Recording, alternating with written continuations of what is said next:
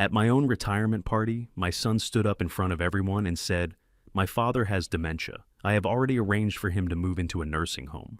Do you understand, Dad?" Then he smiled and looked at his wife with satisfaction. I did not answer. I stood up, reached into my breast pocket, and pulled out my phone. Then I pressed play and my son's own voice filled the room. Everyone around that table froze in shock. "Welcome and thank you for being here. What would you have done in that moment, stayed silent or pressed play?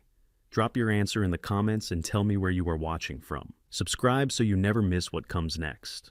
Note this is a work of fiction, but the meaning behind it is worth staying for. My son was still smiling when he said the word decline, and every one of the 47 people in that backyard went so still I could hear the ice shifting in the glasses around me. It was a retirement party, my retirement party. Late April, a Saturday. The kind of afternoon Old Hickory Lake produces maybe 6 times a year. The water calm and wide behind the house, the oak trees throwing long shadows across the lawn. The light carrying that particular quality of late spring that makes ordinary things look like they have been arranged by someone who cared about the composition. Someone had strung a canvas tent between the trees. Someone had ordered enough food for twice the number of people standing on my grass. I had worn the suit Loretta picked out the year before she got sick, because she had always said it made me look like a man who had somewhere important to be. I needed that on this particular afternoon more than I had needed anything in a long time. My son stood at the center of that lawn, holding a champagne flute and a speech he had clearly practiced in a mirror. He had his mother's jaw and my height, and he used both of those things the way men do when they want a room to trust them, before they have said anything worth trusting. He started with gratitude. He listed years. He mentioned a bridge I had helped inspect in 1987 that still carries traffic over the Cumberland today. The 47 guests nodded. A few of them lifted their glasses early. 40 years of reading structural stress teaches a man one thing above everything else. The failure is never where you are looking when it starts. The shift happened between one sentence and the next. My son's voice did not rise. It did not shake. It simply changed temperature the way a room changes when someone opens a window in winter and then closes it again before you can be sure it happened. He used the word decline the way a man uses a word he has chosen very carefully and practiced saying until it sounds clinical rather than cruel. He said the family had been concerned for some time. He said I was no longer able to manage the demands of independent living. He said these things in the same measured tone he had used to describe the bridge, as if the bridge and I were the same category of aging infrastructure requiring evaluation. His wife stood beside him. She is a woman who holds her expression the way a person holds a door deliberately, with awareness of exactly how much she is letting through. She was composed now, her hand on my son's arm, and everything about the two of them together in that moment looked exactly like a photograph taken for a purpose. Meadowbrook. He had already chosen the name of the place they planned to put me. Meadowbrook Senior Living, by the end of May. Already arranged. He said all of it, standing on my lawn under my oak trees, wearing a shirt I had probably paid for at some point. And the 47 people around him went quiet in the way people go quiet when they are deciding whether what they just heard was real. I watched my daughter from across the yard. She was not surprised. I had known she would not be surprised. Her face held the particular stillness of someone who came to a fire, already knowing it would be set, and who brought something in her bag because of it. My oldest friend was at the front table. I watched his face move through confusion and land somewhere that looked very much like fury, and I was grateful for that, and I stored it away the way I store things I might need later. My son turned and looked directly at me. "Do you understand, Dad?" He actually asked me that in front of 47 people whether I understood. "We just want what is best for you, Dad. You understand, don't you? I have spent 67 years as a man who solves problems before he reacts to them. I spent 31 of those years as a bridge inspector for the state of Tennessee, which is a profession that teaches you above everything else, that the moment of failure is never the moment of surprise. The failure begins long before anyone is watching. What you are witnessing at the end is only the conclusion of a process that started somewhere quiet, somewhere no one thought to look. I had been looking for 6 months. My hand rested on the breast pocket of my jacket. Inside it, a single folded document I had carried there since 7 o'clock that morning. My son was still waiting for his answer. The 47 people were still waiting. The lake behind the house made no sound at all. I did not answer him. Instead, I turned to the 47 people on my lawn and I told them my name. I am 67 years old. I am a retired bridge inspector for the state of Tennessee.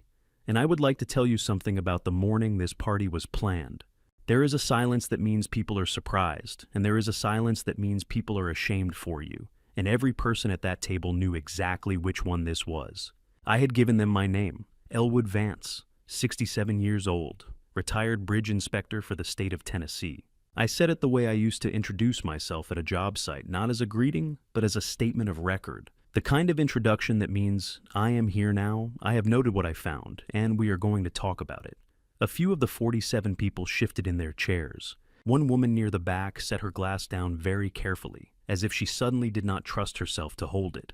Garrett had not moved. He was still standing in the center of the lawn with the champagne flute in his hand, and his expression had done something complicated, not collapsed, not recovered, but rearranged itself into a version of patience that did not reach his eyes.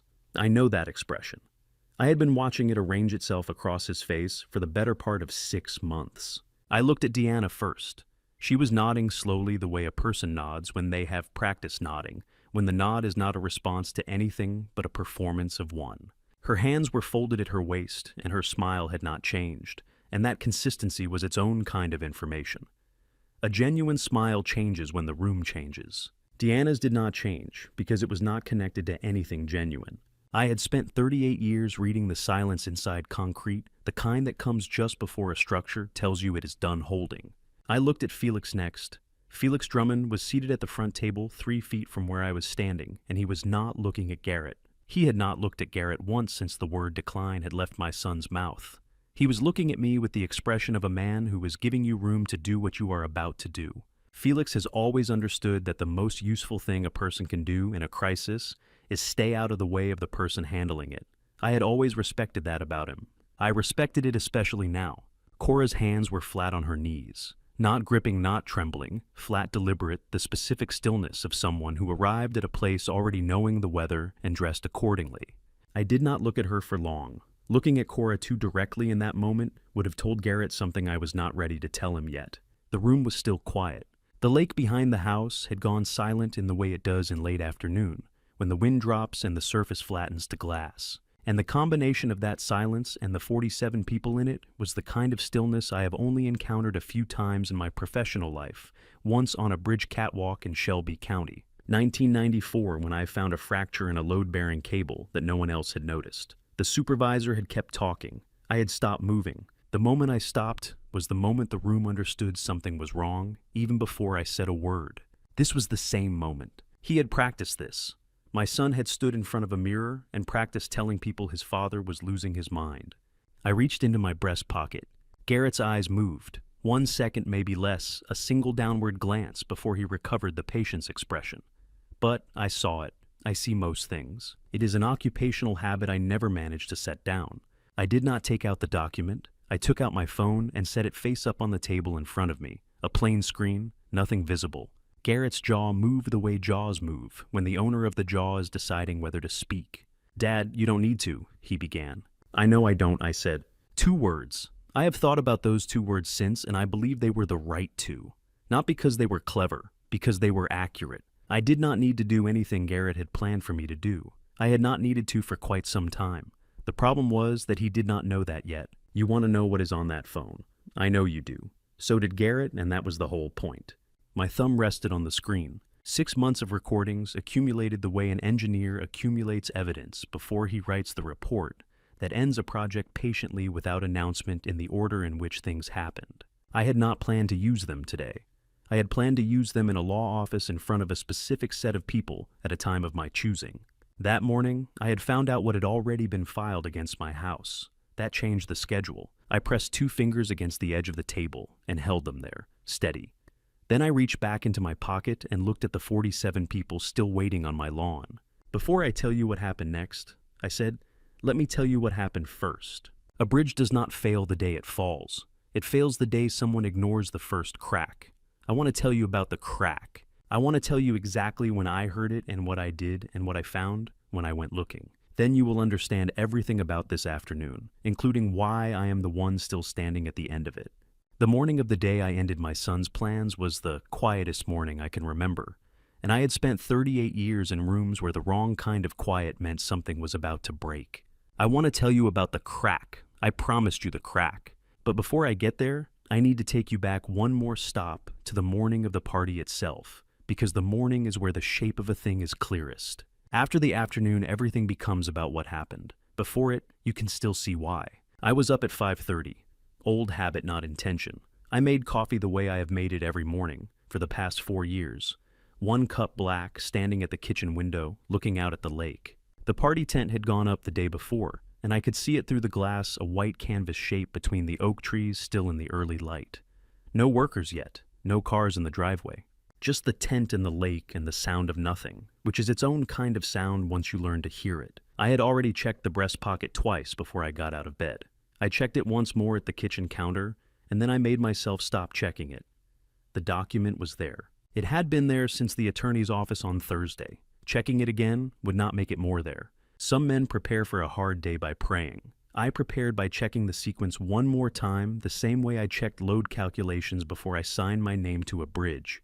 Not because I doubted the numbers, because signing your name to something means you have looked at it with your own eyes in the right order, without skipping anything. I went through the sequence over my coffee, Cora's folder, Felix's position at the front table, the phone in my pocket beside the document, the 47 guests who would be here by 2 o'clock, most of them people who had known my family for 20 years, which meant most of them were people who would remember what they saw today for the rest of their lives. That mattered. Witnesses are not furniture.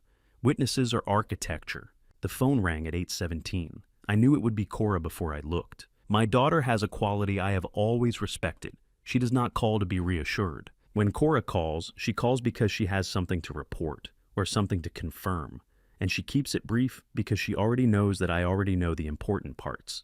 We have talked like this since her mother died in shorthand in the compressed language of 2 people who have already done the long version of every conversation and now only need the coordinates. Everything is where it needs to be, she said. Felix knows his part. And you're certain about the timing, I asked. I've been certain for 3 weeks, Dad. See you at noon.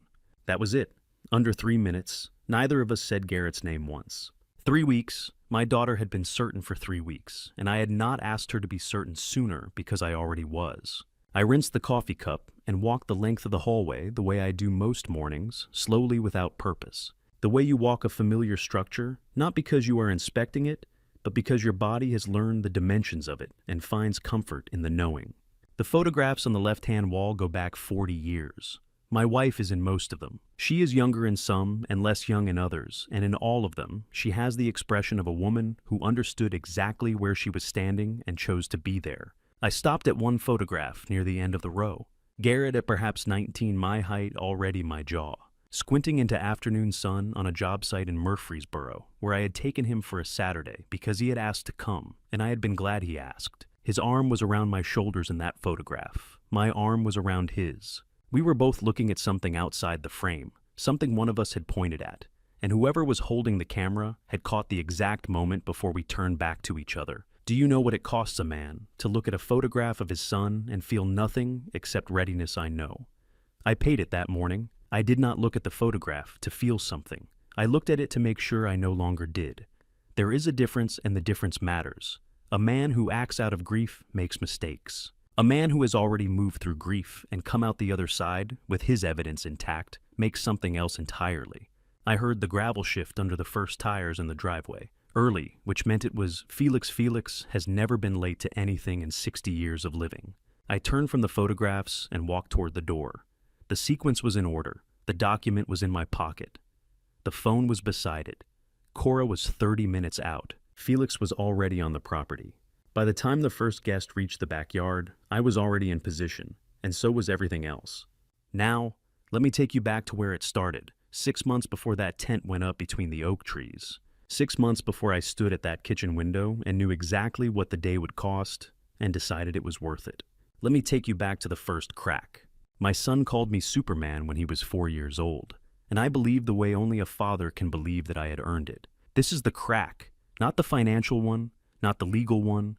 This is the one underneath all the others, the one that was there before any document was signed or any plan was made.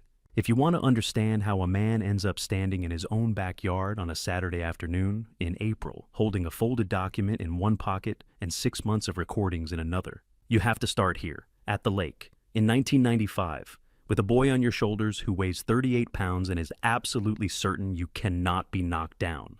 The path ran along the eastern edge of the property. Below the oak line and above the water line, a stretch of packed dirt and exposed root that I had walked so many times I could do it with my eyes closed. That afternoon I could not see much past Garrett's knees. He had both hands gripped flat against my forehead, fingers spread the way children hold on when they are not actually afraid of falling, but want you to know they are trusting you anyway. The lake was high from spring rain, the water pressing close to the root line, and the oaks threw their shadows long across the path, so that walking it felt like moving through something layered and old. "You're Superman, Daddy," he said. "Nobody can knock you down." He was right then. I just did not know what would eventually try. I have held a lot of weight in my life. Bridge calculations, structural reports, the silence after bad news. Nothing has ever weighed exactly what a 4-year-old boy weighs when he trusts you completely.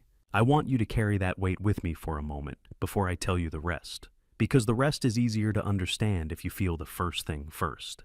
Loretta Vance was my wife for 31 years. She was the load-bearing wall of our family, a fact I understood intellectually while she was alive and understood in my body the morning she was gone. I do not mean that she was quiet or that she worked in the background. I mean that she was the reason the temperature of every room in our house stayed at something a person could live in. She played piano on Sunday mornings, old hymns, mostly nothing showy, and when you heard it from the kitchen or the upstairs hallway, you knew without checking that everything was still all right.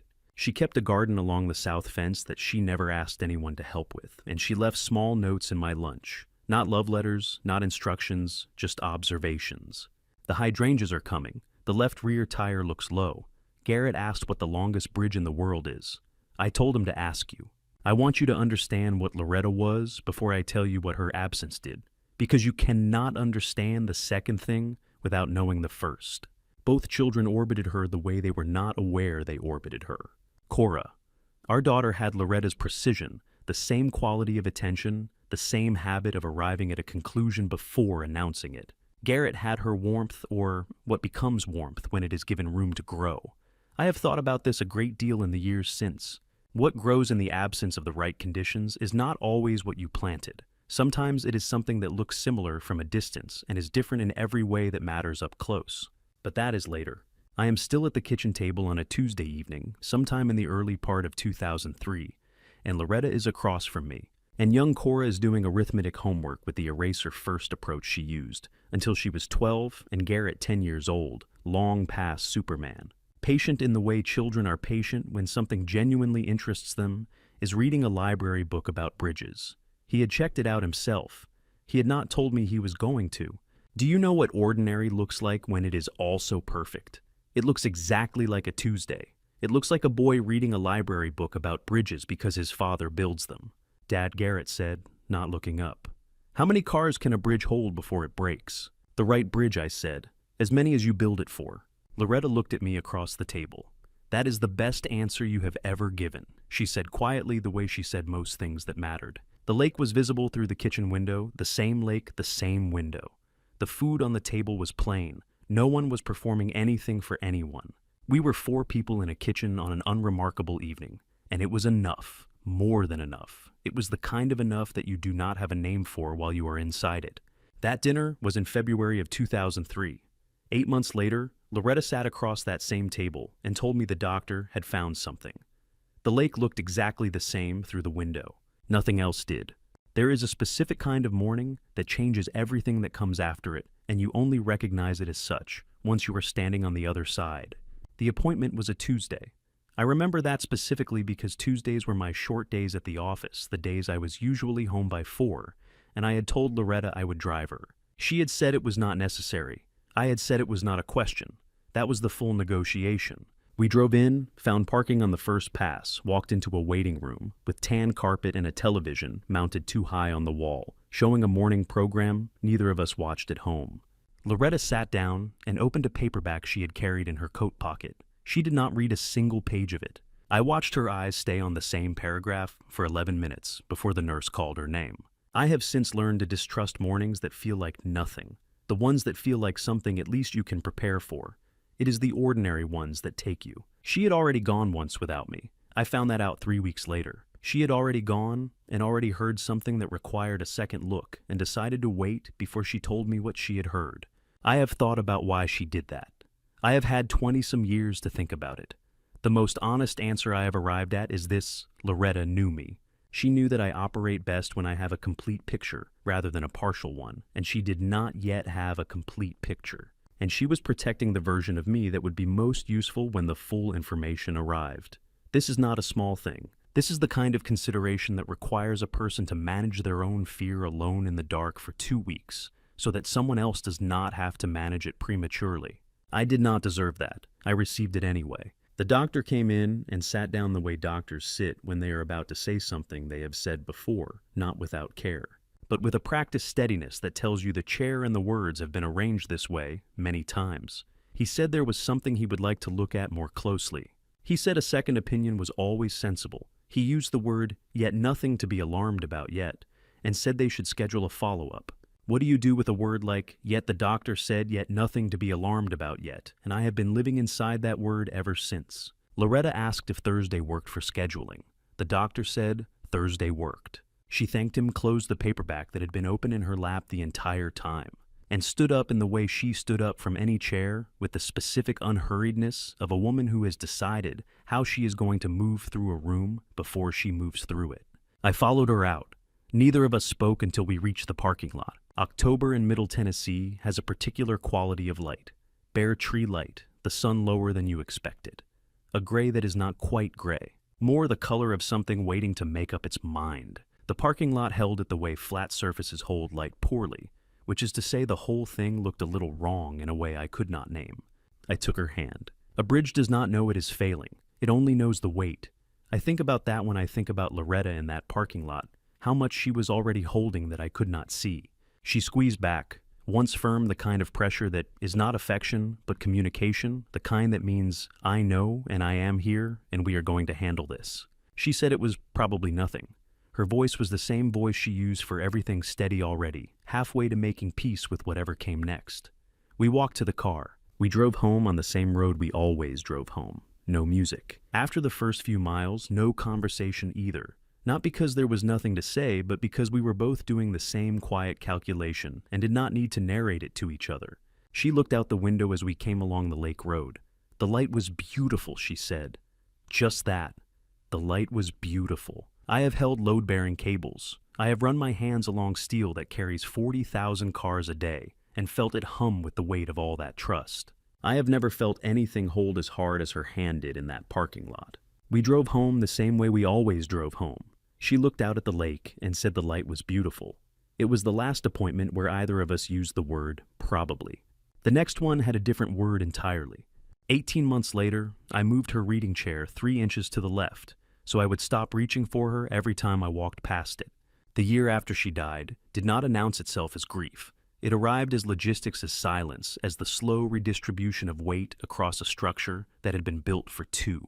Not through the funeral, not through the paperwork, not through the specific weight of a house that used to have piano music in it on Sunday mornings, and now had nothing on Sunday mornings except the particular silence of a room that remembers what it is missing. I will tell you through the chair, 3 inches. Enough that my peripheral vision stopped registering it as occupied. That was the work of the first year, not healing, not moving on, nothing so clean as that. Just the patient, unglamorous redistribution of weight so that the whole structure could remain standing.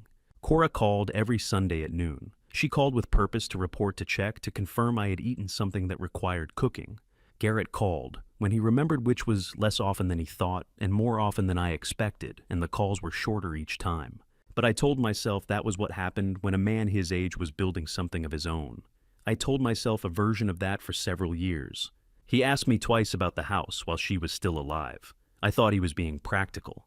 I have since learned the difference between practical and preparatory. The first time was 6 weeks before Loretta died.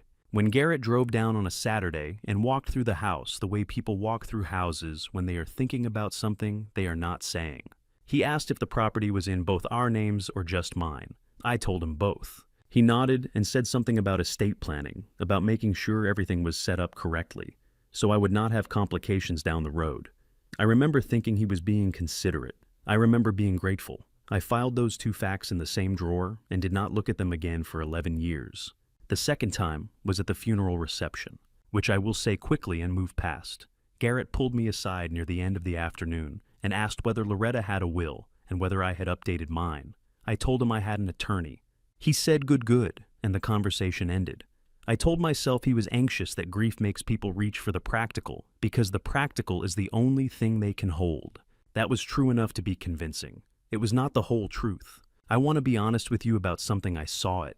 Not all of it, not the shape of it, but I saw the edges, and I chose not to follow them. That is on me. 2 years after Loretta Garrett brought a woman to the house for the first time. She was composed in the way that some people are composed, not calm exactly, but arranged the way a room is arranged for a showing rather than for living in. She stood at the kitchen window and said the lake was gorgeous, which it is, but she said it the way people say things they have decided to say, rather than things they have just noticed. Garrett was louder than usual in her presence, slightly off his axis, performing a version of himself that was broader and more confident than the one I had always known. I told myself, this was love. I told myself this for years. The decade that followed was a decade of small degrees. Garrett's language shifted from, I'm working on something, to, I'm managing a portfolio.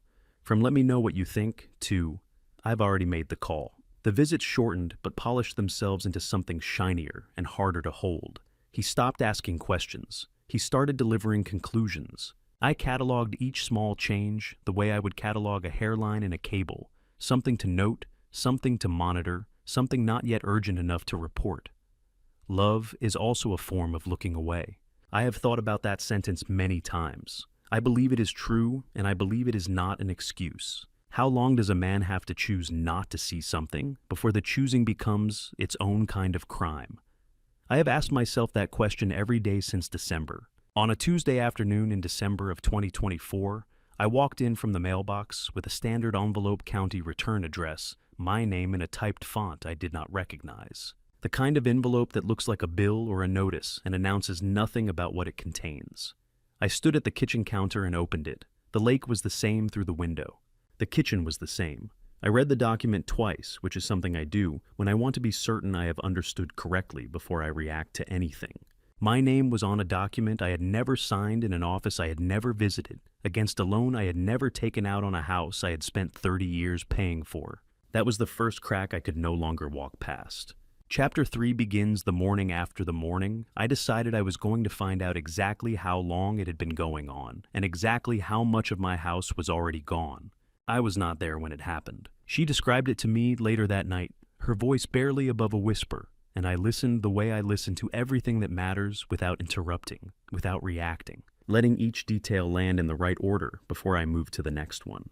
The December envelope had been sitting on my kitchen counter for 4 days by the time my daughter called. I had not told her about it yet.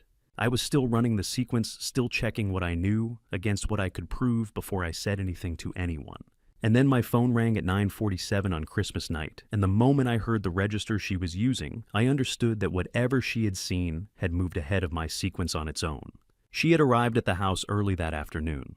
That part was deliberate. She wanted time before the others settled in, and she came through the side door the way she has done since she was 12, walking toward the kitchen, because that is where I am most mornings, and she expected to find me there. I was not there. What she found instead was my son's wife standing at the counter with her back turned. A small container sat beside a short glass of something clear. The container was not large.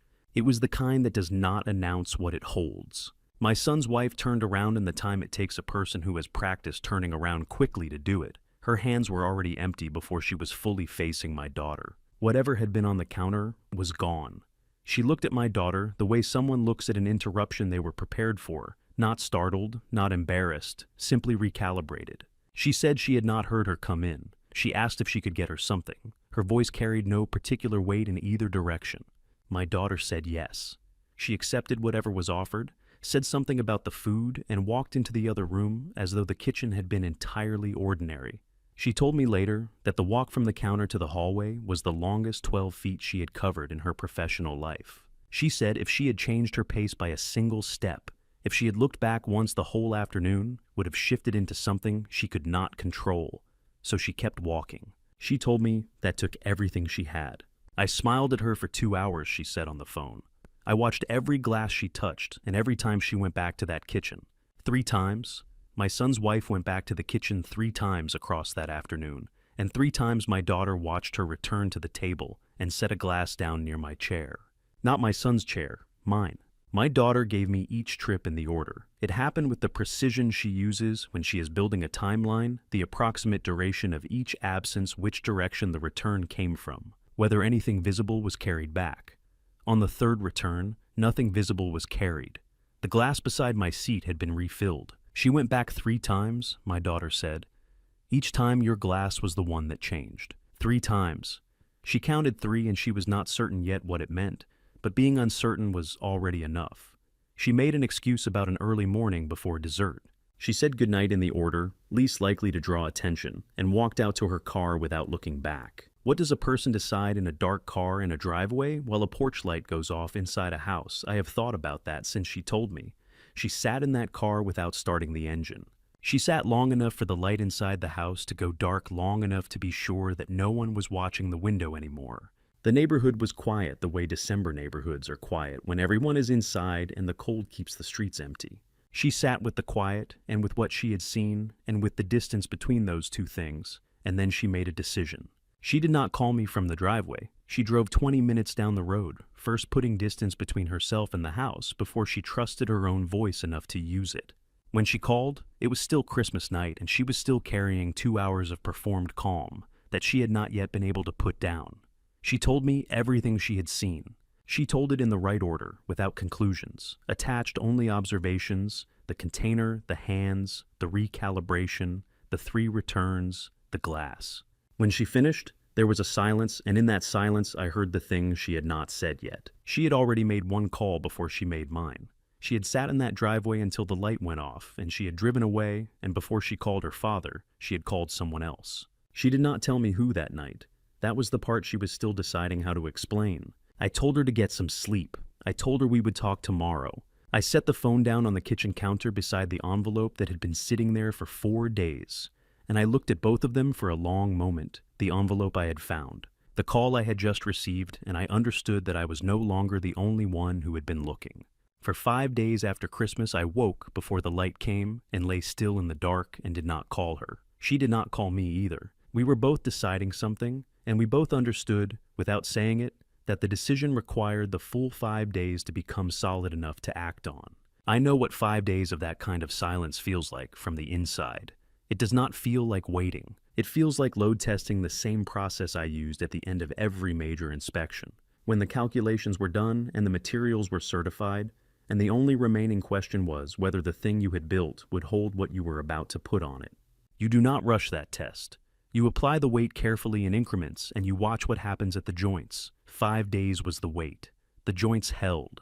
On the 5th day she arrived without calling. I heard a car in the driveway at 2 in the afternoon and looked out the kitchen window and saw her walking toward the front door in December, cold with no coat on and a folder under her arm. The folder was accordion style, already full, the kind that expands to hold a substantial volume of documents. I registered these details in the order they mattered. No coat meant she had left, without deliberating, which meant the decision to come had arrived faster than the decision to dress for the weather. No call ahead meant she had been sitting somewhere building toward the drive.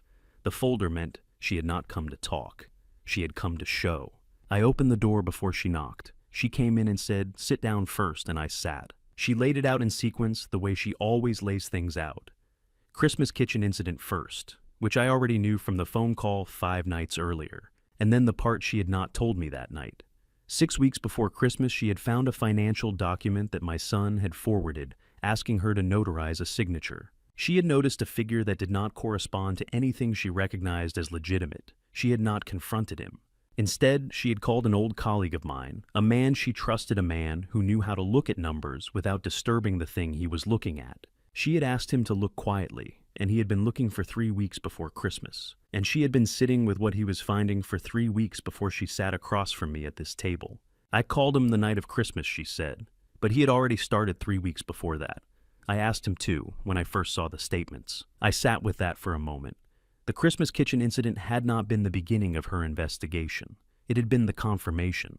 My daughter had been building something against her brother for a month before the container on the counter, and she had done it correctly and she had done it alone. And she had not told me because she was not yet certain enough to hand me something incomplete. She had been protecting the version of me that would be most useful when the full picture arrived, the same way her mother used to protect that version of me, in the same quiet, toward the same end. I was not angry. I was grateful she had not waited longer. She opened the folder to the first document and turned it to face me. I looked at it the way I look at any technical report, starting at the figures, moving to the dates, then to the signatures. I asked her how many documents had been compiled. She said enough to establish a pattern. I asked whether any of them had passed through my son's office in a way that would allow his attorney to argue the chain of evidence had been touched. She said no. The colleague she had called had been careful about that from the first day. That is exactly what he asked first too, she said quietly. Good, I said. That meant we were thinking correctly, which meant we had a chance. She had been doing this for a month. My daughter had been carrying this for a month alone, in the same silence I had been carrying the envelope on my counter, and neither of us had known the other was already moving. We had been building toward this kitchen table from opposite directions and parallel without a word between us. That was the part I needed a moment to absorb, not the documents, not the figures. The fact that we had both already started. I reached across the table and closed the folder and placed both hands flat on it. The lake was outside. The kitchen was quiet in the way it gets quiet in December when the trees are bare and the water holds all the sound the yard lets go. Nothing in the room had changed, and everything in it had. We do this carefully, I said. We do this right.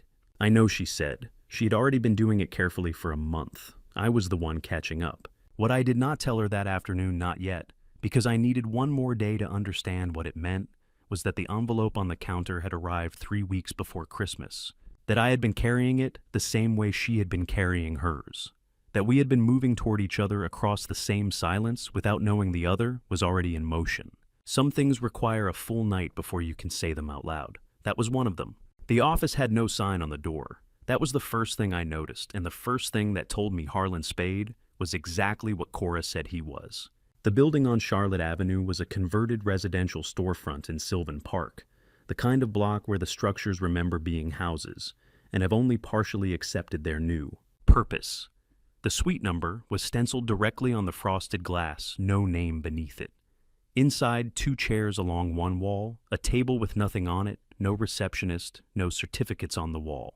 I have sat across from enough people in enough offices to know the difference between a room designed to reassure and a room designed to work. This one had been built entirely for the second purpose.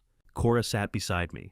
We did not speak while we waited. There was nothing to rehearse. Let me tell you what a man who spent 20 years catching financial criminals looks like when he is not performing anything for anyone.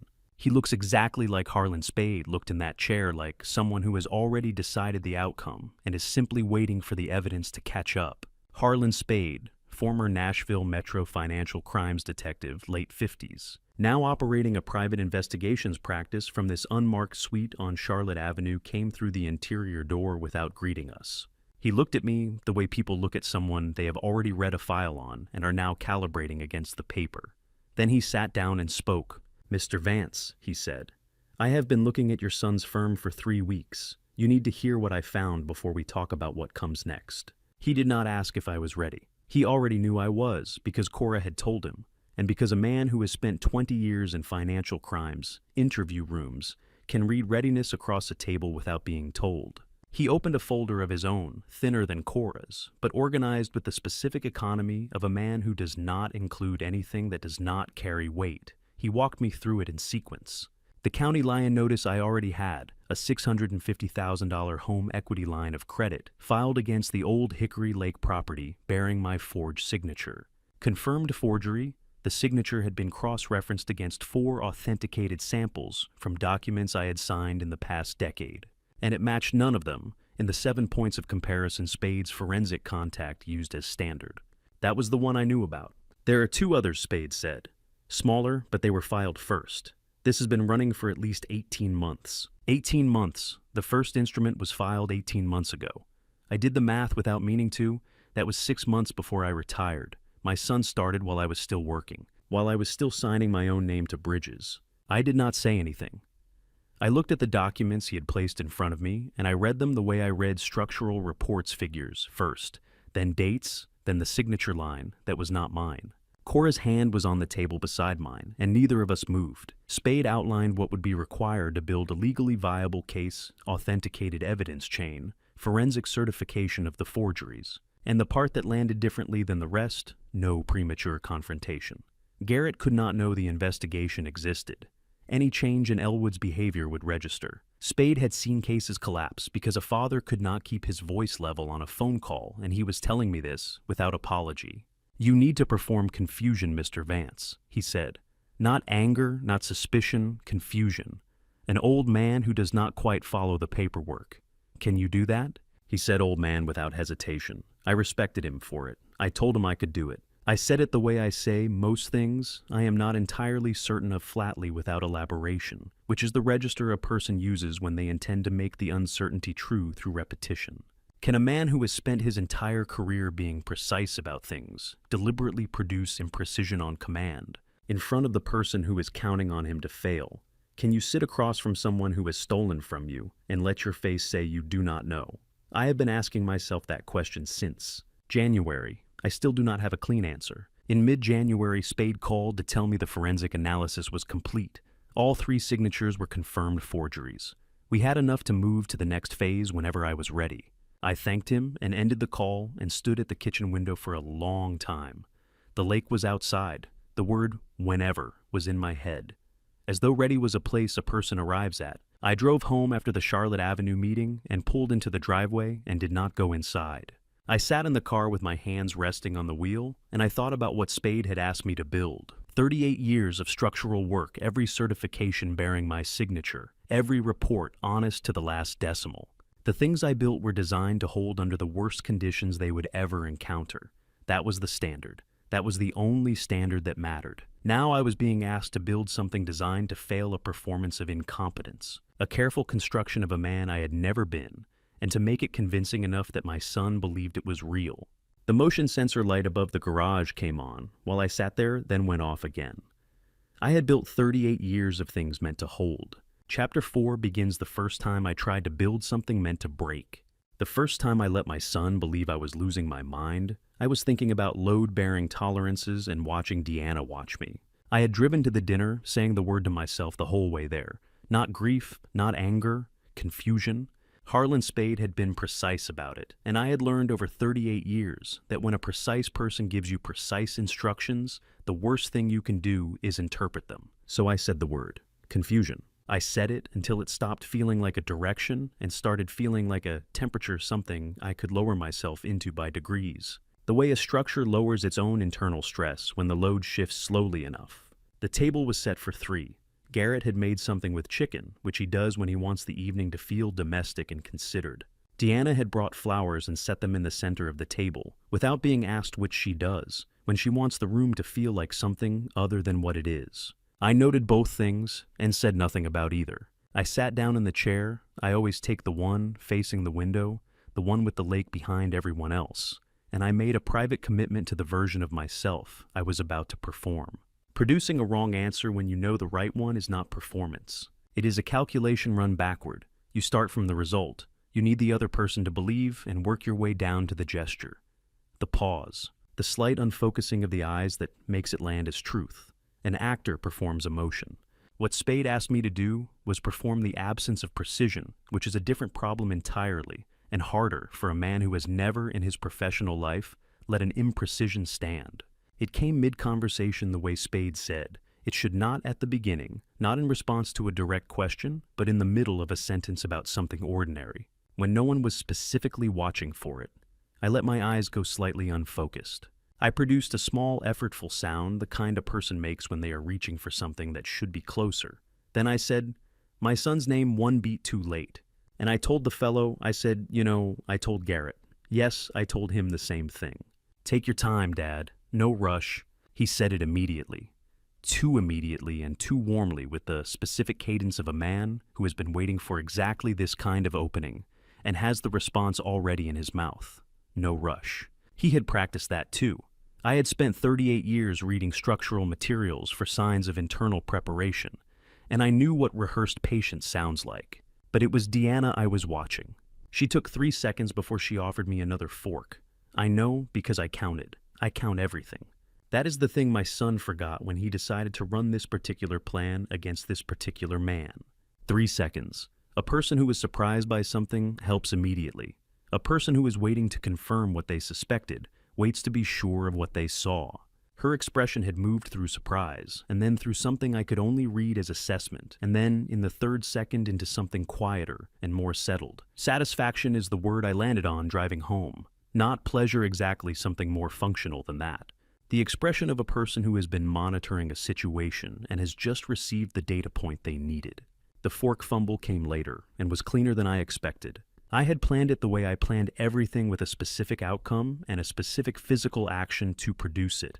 And the execution was, if I am being accurate about it, technically correct. Timed, controlled. A deliberate imprecision delivered with the precision of a man who has never produced an imprecision accidentally in his life. She waited 3 seconds on that one too, then asked in the same smooth voice if I needed another fork. I said no, thank you, and picked it up from the tablecloth, and Garrett watched me do it with the patient expression he had been wearing since the name stumble. And I sat across from both of them and thought about bridge tolerances, because it was the only thing that kept my face at the right temperature. They exchanged a glance at the salt shaker. I had held it 2 beats too long, studying it as though briefly uncertain of its purpose. And when I set it down without using it, Garrett looked at Deanna, and Deanna looked at Garrett with the specific brevity of people who have agreed in advance what a particular signal means. I caught it in my peripheral vision and gave them nothing back. What does it cost a man to perform weakness? I can tell you now. It costs him exactly the thing he spent his whole life refusing to be. And you pay it in one dinner, and you drive home, and you sit in the dark, and you feel it. I sat on the edge of the bed without turning on the light. I had given something away tonight. Something I had carried my whole working life without putting it down. And I had done it correctly, and the performance had landed exactly as Spade said it would, and that was the part that sat wrong, not the failure of it, but the success. She had taken a photograph. I had seen it from the corner of my eye, the angle of her phone, the pause, the casual way she said it, face down on the table before I looked up. Deanna was documenting my decline, which meant someone had told her to. 3 weeks into my performance, I learned that the house I built my life in had walls thin enough to hear my son plan the end of it. Garrett had suggested the overnight stay 10 days earlier, framed as concern. He said he worried about me being alone at night. I said that was thoughtful of him. We were both lying, and we both knew it, and neither of us said so. I made up the guest room and put out fresh towels and went to bed at my usual time, which is what a man does when he has been instructed to perform normalcy and has, by this point in February, become reasonably competent at it. I lay in the dark and listened to the house settle. Old Hickory Lake makes a particular sound at night in winter, not loud, more of a presence than a noise, the sound of a large body of water, doing nothing and letting you know it. I had slept beside that sound for 30 years. It had never felt like company until Loretta was gone, and after that it had felt like something closer to witness. Tonight, it felt like neither. Tonight I was using it as cover. The voices began past midnight. Low-clipped the specific register of people who believe they cannot be heard and have adjusted their volume accordingly, but not enough. Garrett's voice first, then Deanna's. I lay completely still and regulated my breathing to the slow rhythm of sleep, a long count in. A longer count out, holding myself the way you hold yourself when the thing you are trying to hear is just barely loud enough to catch if you give it total silence to move through. The power of attorney is signed. That was the sentence. Not we are working on it, not we are looking into it. Signed, past tense. My name on a document I had never agreed to, in a form I had never seen, authorizing a man I no longer recognized to make decisions about a life I was still living. I took the next breath on the same count. In, out, still. Deanna's voice answered him. The nursing home tour was Thursday. The intake paperwork was prepared. Once the power of attorney cleared the relevant channels, they would move. She named the facility once and did not name it again, which told me she had been saying it often enough that she no longer needed to repeat it for emphasis. It had become ordinary to her. My address, my house, my lake, ordinary logistics, in a plan she had been managing long enough to find routine. He laughed. A quiet laugh, private, the kind a person makes when they believe no one else is in the room for it. I had not heard my son laugh like that since he was 7 years old on a bicycle in the driveway. That version of the laugh meant something completely different. Between one breath and the next, the driveway came back to me. Garrett at 7, the specific weight of a child's bicycle under my hands, the back of the seat. The moment I let go before he knew I had. He had kept pedaling. That was the part I remembered most clearly, the way he kept going, without knowing the support was already gone. I let the memory pass. I let his voice in the hallway pass over it the same way. He really doesn't know, does he? It was not a question. He said it the way a person says something they have been carrying for a long time and have finally found the right room to put it down in. Deanna answered him, but I did not register the words. I was registering the laugh, and what it confirmed, this was not obligation or anxiety or even greed in its most basic form. There was pleasure in it. That was the detail I had not been prepared for, and it was the detail that mattered most. I want you to understand what it takes to lie still while you hear your own erasure being scheduled. It takes everything. And it takes the knowledge that moving too soon is the one mistake you cannot recover from. I had been told this by Harlan Spade in a specific sequence of words I had memorized, and I held those words in my chest the same way I held the count of my own breathing as a structure, as a thing designed to keep other things from collapsing. The footsteps moved away. The guest room door closed. I stared at the ceiling for a long time after that, and I did not reach for my phone, and I did not get up, and I did not move from the position I had held since midnight. I heard every single word, and I let him keep talking. What Garrett did not know, what he could not have known, was that the room had better ears than he thought. Spade had told me to be out of the house that afternoon. He did not tell me why. He did not need to. I had learned by then that when Harlan Spade tells you to be somewhere else, you go somewhere else, and you do not ask questions until after. I drove to a hardware store in Goodlettsville and spent 90 minutes walking the fastener aisle and buying 3 things I did not need. I paid with a card, which was the point, a time-stamped receipt placing me 22 miles from the house at a specific time. Spade had told me to keep the receipt. I kept the receipt. I did not know while I was standing in that store, comparing hex bolt sizes, that my daughter was inside the house I had just left. Let me tell you what Harlan Spade's compartmentalization felt like from the inside. It felt like trust, and it felt like being managed. And I could not tell you which one bothered me more, except that both of them kept my daughter safer than my knowing would have. What you do not know, you cannot perform knowing. He had said that to me early in January, and I had filed it the way I file precise instructions, which is without argument and without elaboration. I understood it completely at 4:47 p.m. when my phone rang and Cora's name was on the screen. She had gone in through the side door, her key the one she has carried since she was 12. The home office was the target, the lower desk drawer, which Spade had identified from documents Garrett had filed with the county, and which contained, according to what Cora had found in an earlier search of publicly recorded instruments, the physical originals or copies of whatever Garrett was building the legal case from. She had 4 minutes before Garrett's estimated return window opened. She used 3.5. She was at the hallway door, photographs already taken, phone already locked, when she heard the heels on the kitchen tile. Deanna wore heels in the house. My daughter knew the sound of them by then. 12 seconds. Deanna stood in that office for 12 seconds and did not look at the closet door. I have stood in that same office since then, and I have looked at that closet door every single time. It is the first thing a person looks at when they enter a room and feel that something is not exactly as they left it. I do not know why Deanna did not look at it. I have spent more time than I should have thinking about why. Cora had pulled the door to 3 inches not shut, not open 3 inches enough to see the room, not enough to be seen from the door unless someone crossed directly to it. She had stopped breathing when the heels stopped moving. She told me she counted the seconds by feel rather than by number, the way you count when you cannot afford to lose track of what your body is doing. Deanna looked at the desk. Deanna looked at the window. Deanna left. Cora stayed in that closet for 11 minutes after the office door closed. She waited through the sound of footsteps moving through the house, the sound of a cabinet somewhere, and then the sound she had been listening for, the engine in the driveway, tires on gravel, the fade of both down the road. She walked out the same way she came in, locked the side door behind her, and sat in her car at the end of the road for 5 minutes before she drove anywhere. She called me from the car. She said she had gotten everything Spade needed, all of it. She said it the way a person says something when they are still shaking and do not want you to know they are still shaking. I know that register in her voice. I have heard it twice in her life, and I hope I never hear it again. What is 3 feet? 3 feet is nothing. 3 feet is the distance between a closed case and a daughter who never came home from an errand I sent her on. I think about that every time I hear her voice on the phone, and she does not know I am thinking it. I have not forgiven myself for that distance. I do not think I am supposed to. The operation required it, the outcome justified it. Spade designed it correctly. All of that is true. And none of it touches the part of me that knows I put my daughter in a closet 12 seconds from being found. That is not strategy. That is the cost of it. Those are different things, and a man who has spent his life being precise about structural loads does not get to confuse them. My daughter had been 3 feet from being discovered, 3 feet from losing everything we had built together. Spade called me 2 days after Cora sent him the photographs. He said the documents confirmed everything we had suspected, and one thing we had not.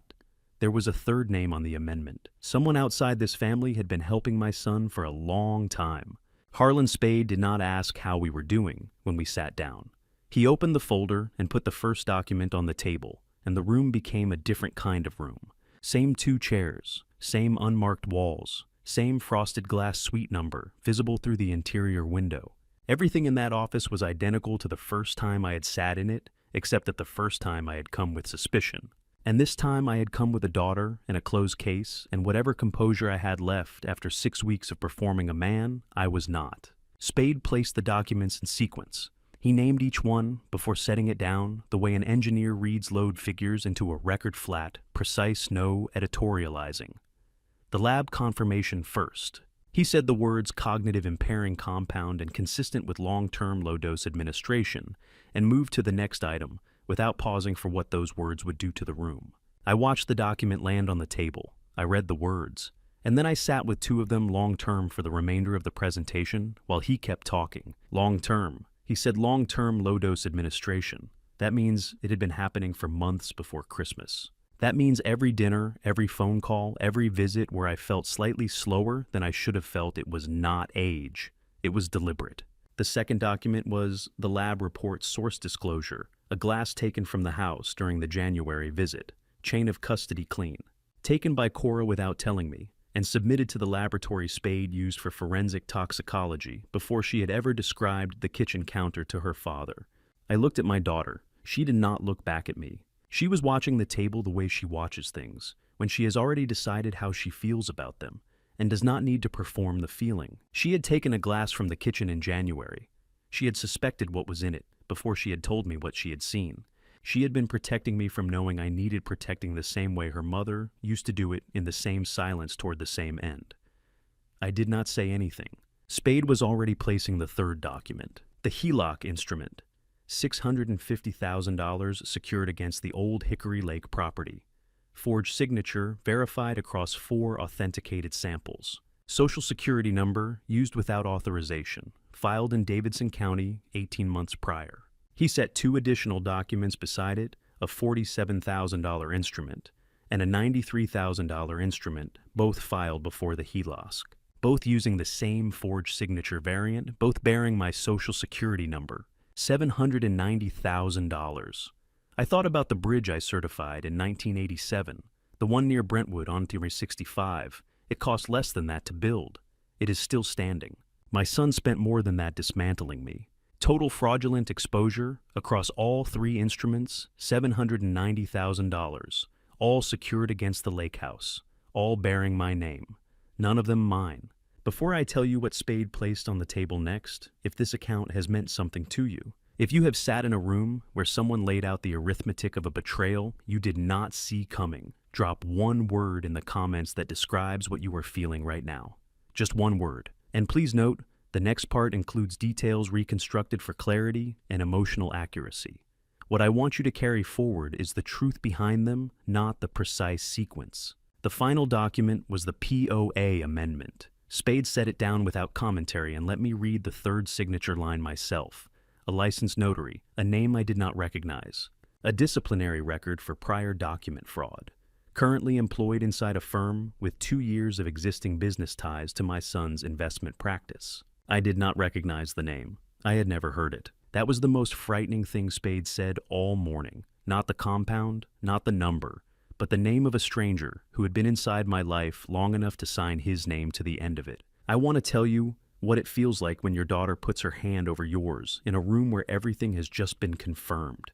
It feels like the one thing in the folder that cannot be forged. Spade closed the folder. The room went quiet in the way rooms go quiet when something is complete rather than when something is merely finished. Cora reached across the table and placed her hand over mine. She did not squeeze it. She did not say anything. She simply placed it there flat and steady, the way a person places a hand when they are not performing comfort, but providing it. She did not ask if I needed it. She simply placed her hand over mine and left it there. And that was the first time in 4 years that kind of steadiness had come from outside myself.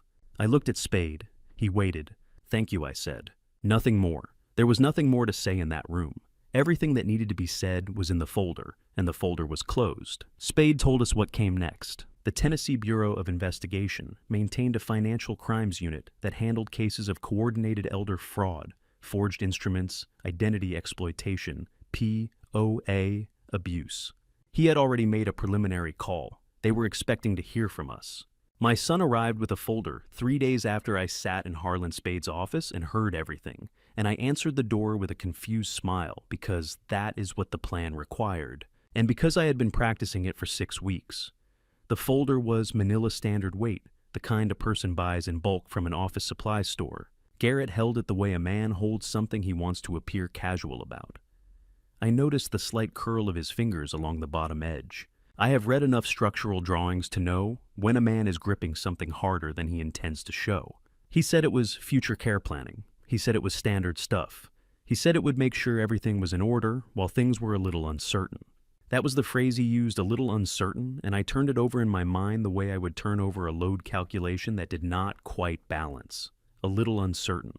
He had spent 18 months engineering that uncertainty, and here he was, describing it the way a weatherman describes a passing cloud. I stepped back from the door and let him in. Garrett moved through the house with the comfortable ease of a man who has already decided it belongs to him. I watched the way his eyes moved across the room, not the eyes of a son checking on a father, but the eyes of someone conducting a quiet inventory. I have seen that look before on job sites when a contractor walks a property he expects to acquire. I said nothing. I offered him a seat and took my own, and I folded my hands in my lap the way a man does when he is not sure what to do with them. There is a register a person uses when they have practiced sounding reasonable. It has the shape of patience and the texture of care, and if you are not listening for the thing underneath it, it passes for something genuine. Deanna did not sit. She positioned herself at the kitchen doorway with her arms loosely crossed and her phone held in her right hand, not raised, not put away. She had chosen her angle with the same precision I once used to calculate sightlines on bridge inspections. She could see the documents, she could see my hands, and she could see Garrett's face without appearing to watch any of them. I noted her posture, witness stance, the body language of a person ensuring a transaction reaches completion. She had been in that doorway before on other visits, but never quite like this. This was a different kind of stillness. Garrett walked me through each page. He used the word protective 4 times. He used the word simple 3 times. Every sentence he offered had a second sentence underneath it that he did not say aloud.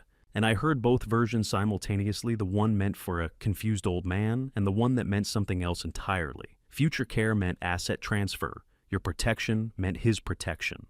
Just a formality meant the last instrument needed. I let him finish every sentence before I responded. I asked him to explain things twice, sometimes 3 times, and each time he did, his voice remained steady and warm, and I cataloged the effort that steadiness required. Do you know how much discipline it takes to make your hand tremble on command? The same discipline it takes to hold it still. The difference is direction. Controlled stillness and controlled trembling use the same muscle.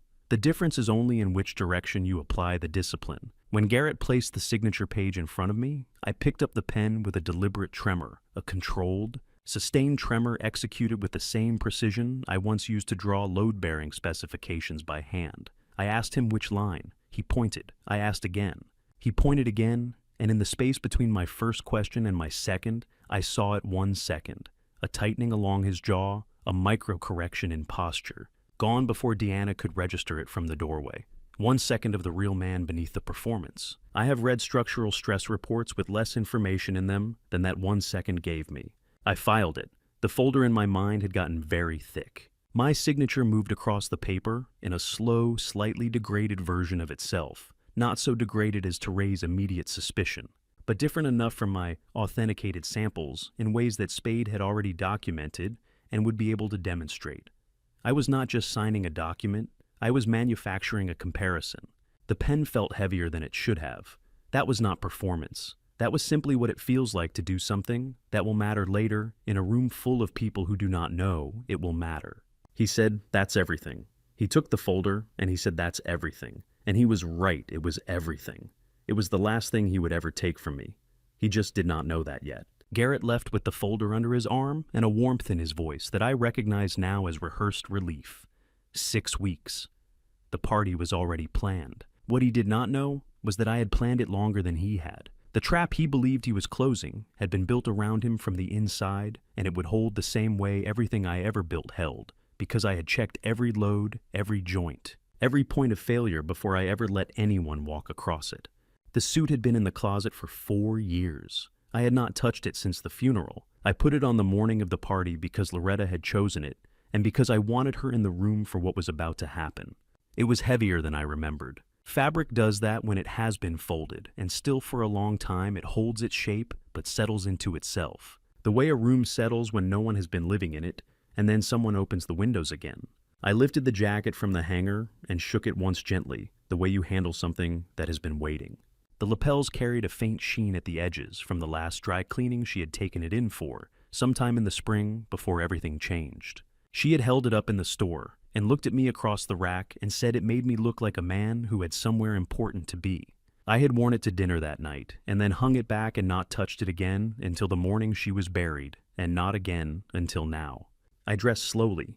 I buttoned each button with the attention I give to anything that requires care under pressure, working from the bottom up the way I always have. A habit from years of suiting up for job sites where the sequence of preparation was its own kind of discipline.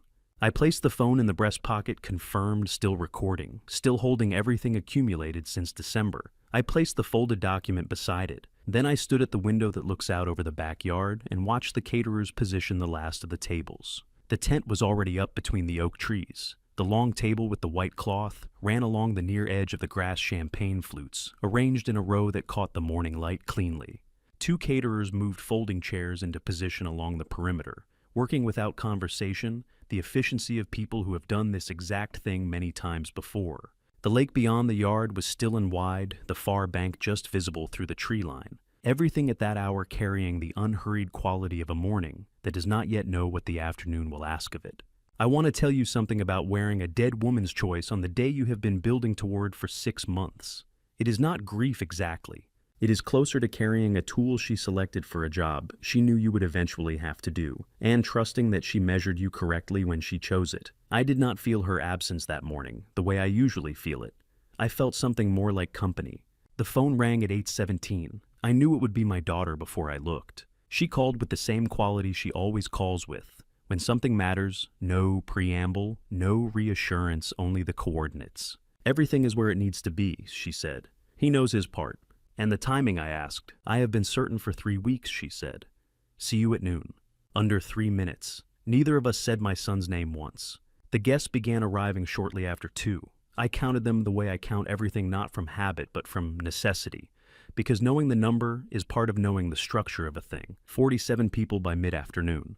Former colleagues from the engineering firm, neighbors from up the lake road, a few faces I recognized from my son's professional circle. Most of them people who had known this family for the better part of 2 decades. That last fact mattered to me. Witnesses are not furniture. People who have known you for 20 years carry a different kind of authority when they remember what they saw.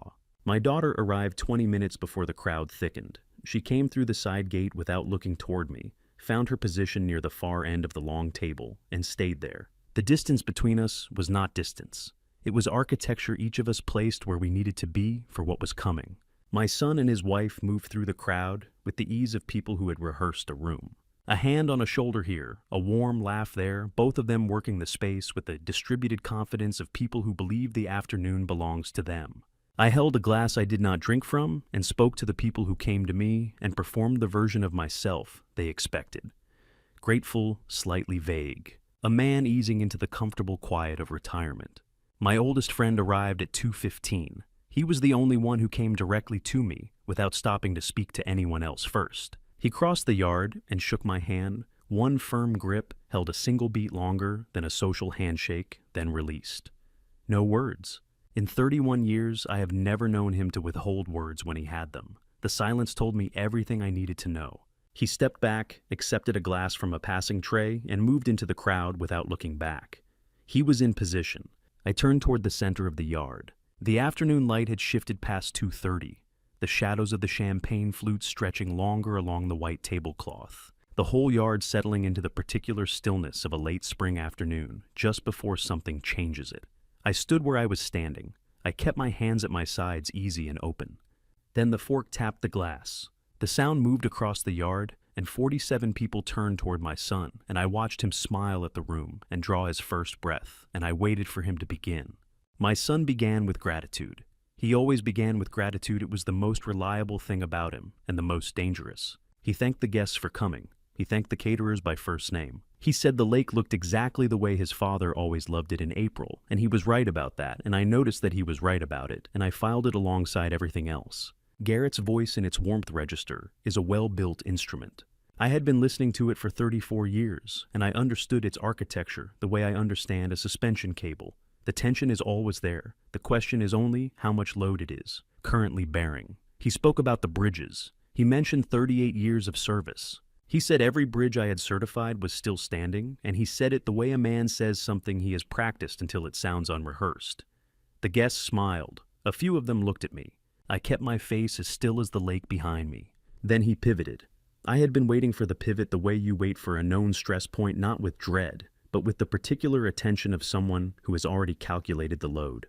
He said the word family. He said the word together. He said we have made a decision, and I noted the plural we, the collaborative framing of a thing that had never been discussed with me at all. He said I had been having some difficulty lately. He said the family wanted to make sure I was cared for. He named the facility. He gave the address. He described it as a place with good light and good people. And I sat at my table and I translated every sentence the way I had been translating every sentence for 6 months. And what he was saying underneath the words he was saying was, "This man is finished and we have arranged the room where he will finish."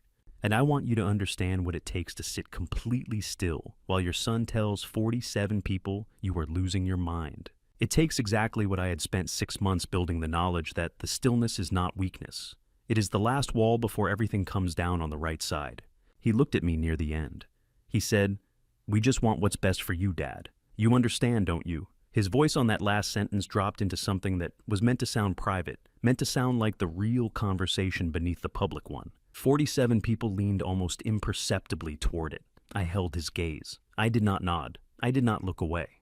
I waited until he had said everything he had come to say, and then I pushed my chair back from the table, and I stood up.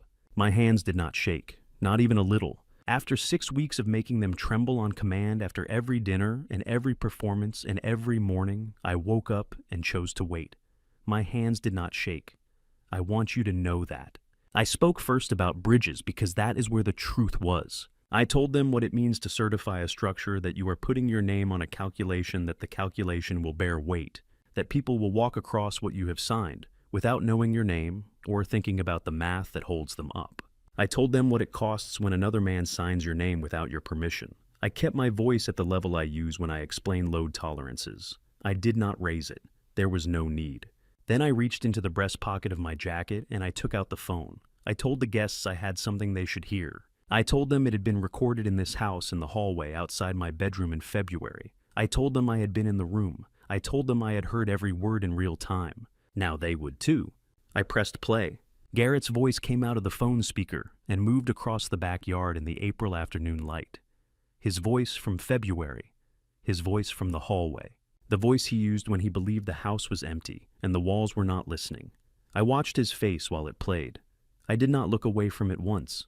I watched the warmth leave it the way warmth leaves a surface when the sun moves not all at once but steadily, 1 degree at a time, until what remains is the structure underneath. 47 people hearing something they were never supposed to hear do not gasp. They do not move. They simply stop all at once the way a room stops when the thing holding it together has just been named out loud for the first time. The recording ended. The backyard held its silence for a moment that I did not try to fill. Garrett had not spoken. He had not moved. Deanna rose from her chair fast, the movement of a person who has rehearsed a contingency, and she said it was taken completely out of context. Her voice was controlled, but not quite level. I recognized the architecture of that sentence immediately. It was not a defense. It was a request for the story to stop where it had stopped. I looked at her. I smiled the first time all day, a real one, small and unhurried. I told her there was a next part. I had been waiting for her to say exactly that. I pressed play a second time. Deanna was still talking when her own voice came out of the speaker, and the yard went quieter than it had been for the first recording, because everyone understood now that she had known exactly what she was saying. The recorded voice was calm. That was the detail that settled over the backyard first. Not the words, but the register. Deanna's live voice had been rising, finding the pitch of a person who has been misrepresented, performing the texture of wrongful accusation. Her recorded voice was something else entirely. It was the voice of a person making arrangements. It said the 650 clears the account Thursday. It said after the POA transfers, we move the asset. It said the old house is out of his name before he understands what happened. Those were the words in that sequence, in that calm and specific order. She stopped at the word Thursday. Her own voice said it, 650 clears Thursday, and she stopped talking in the middle of her own sentence. 47 people heard her go quiet. That silence was louder than anything I played. I did not look at her after the recording finished. I let the silence do what silence does when it has earned itself. I let it sit. The yard held it for a full count that I did not try to fill. Garrett had not moved. He was looking at the space between his own hands on the table in front of him. And I noted that as a data point, the way I note everything, the angle of a man's gaze tells you where he has decided to go, and Garrett had decided to go somewhere that was not this backyard. I watched that decision happening in real time, and I let it happen because it told me everything about what he had understood the moment the second recording ended. Then Cora stood up. I want to tell you what it looks like when your daughter walks through a backyard carrying 6 months of evidence toward a table full of witnesses. It looks like the most competent thing I have ever seen a person do. It looks exactly like her mother. She moved from her position at the far end of the guest tables, with the accordion folder held at her side, her pace deliberate. Her eyes on the table she was walking toward, and not on anyone who might try to stop her.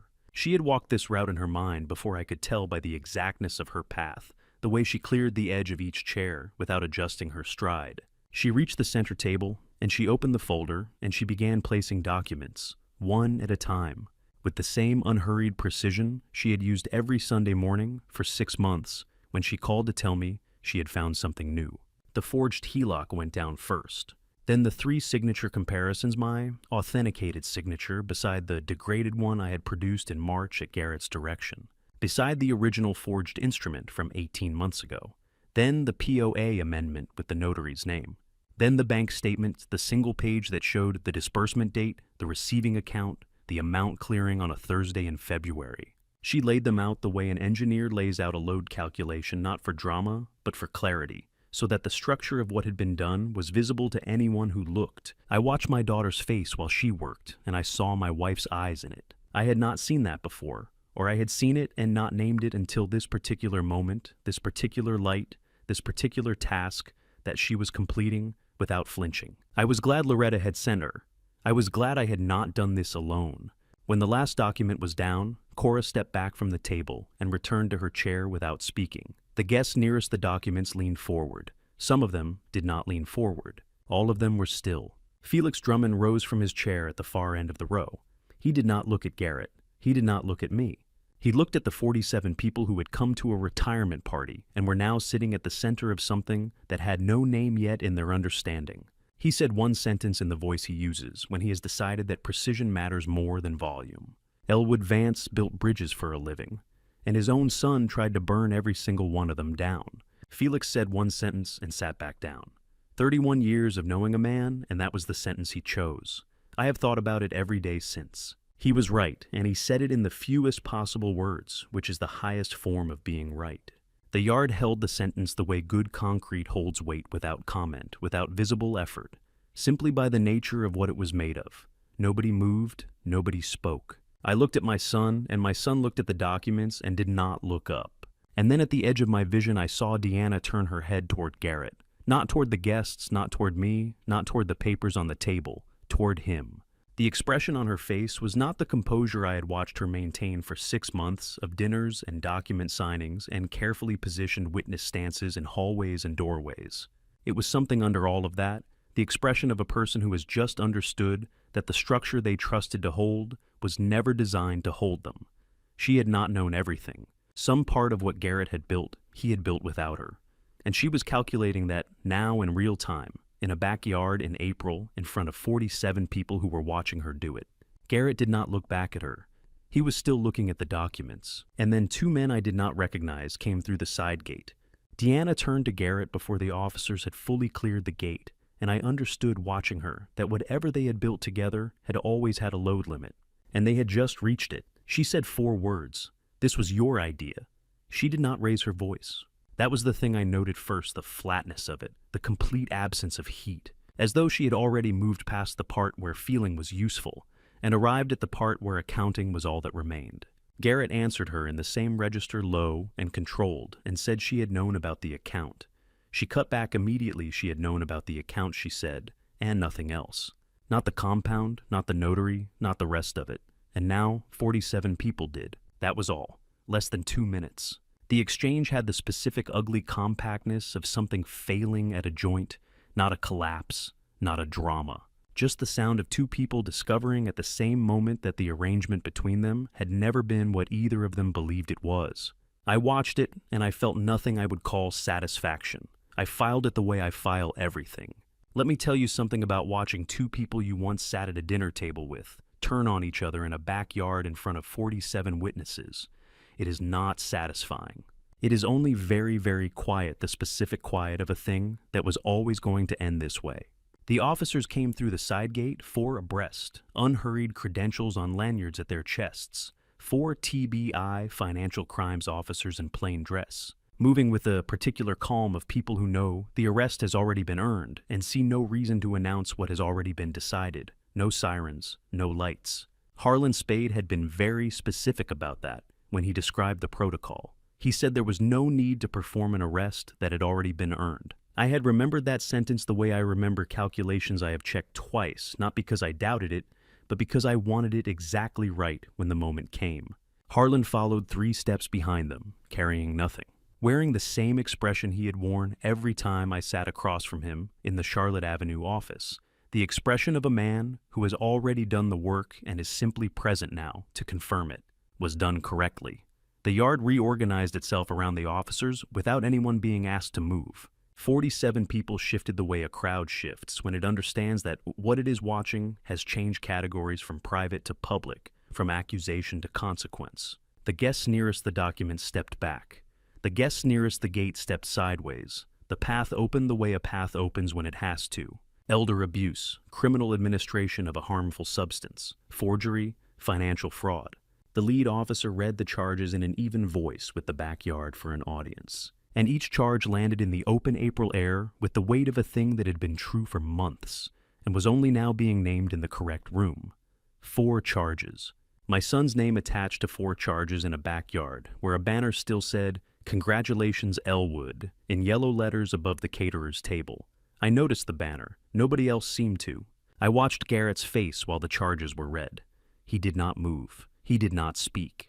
He looked at the lead officer with the expression of a man who has run a calculation and arrived at a number he was not prepared for, even though the variables had been visible the entire time. Deanna stood 2 feet to his left and did not look at him again. Whatever she was calculating now, she was calculating it alone. What do you say to a man who is about to be arrested for trying to erase you? I still do not have the answer, but I know a father does not stay in his chair. I know that much. The officers positioned themselves 2 beside Garrett, 2 beside Deanna, and it was at that moment that Garrett turned and looked across the yard. He was looking for me. I knew it before his eyes found mine, the way you know a load is shifting before the instrument confirms it. When he found me, he went very still. Not the stillness of composure, something under composure. Something that composure had been built on top of for a long time, and that was now visible for the first time, because everything built on top of it had just been taken away. He looked at me the way he had not looked at me since he was 4 years old on my shoulders, not performing anything, just looking. I pushed my chair back from the table. I stood. The wool of Loretta's suit settled against my shoulders the way it had that morning, when I put it on heavier than expected and exactly right.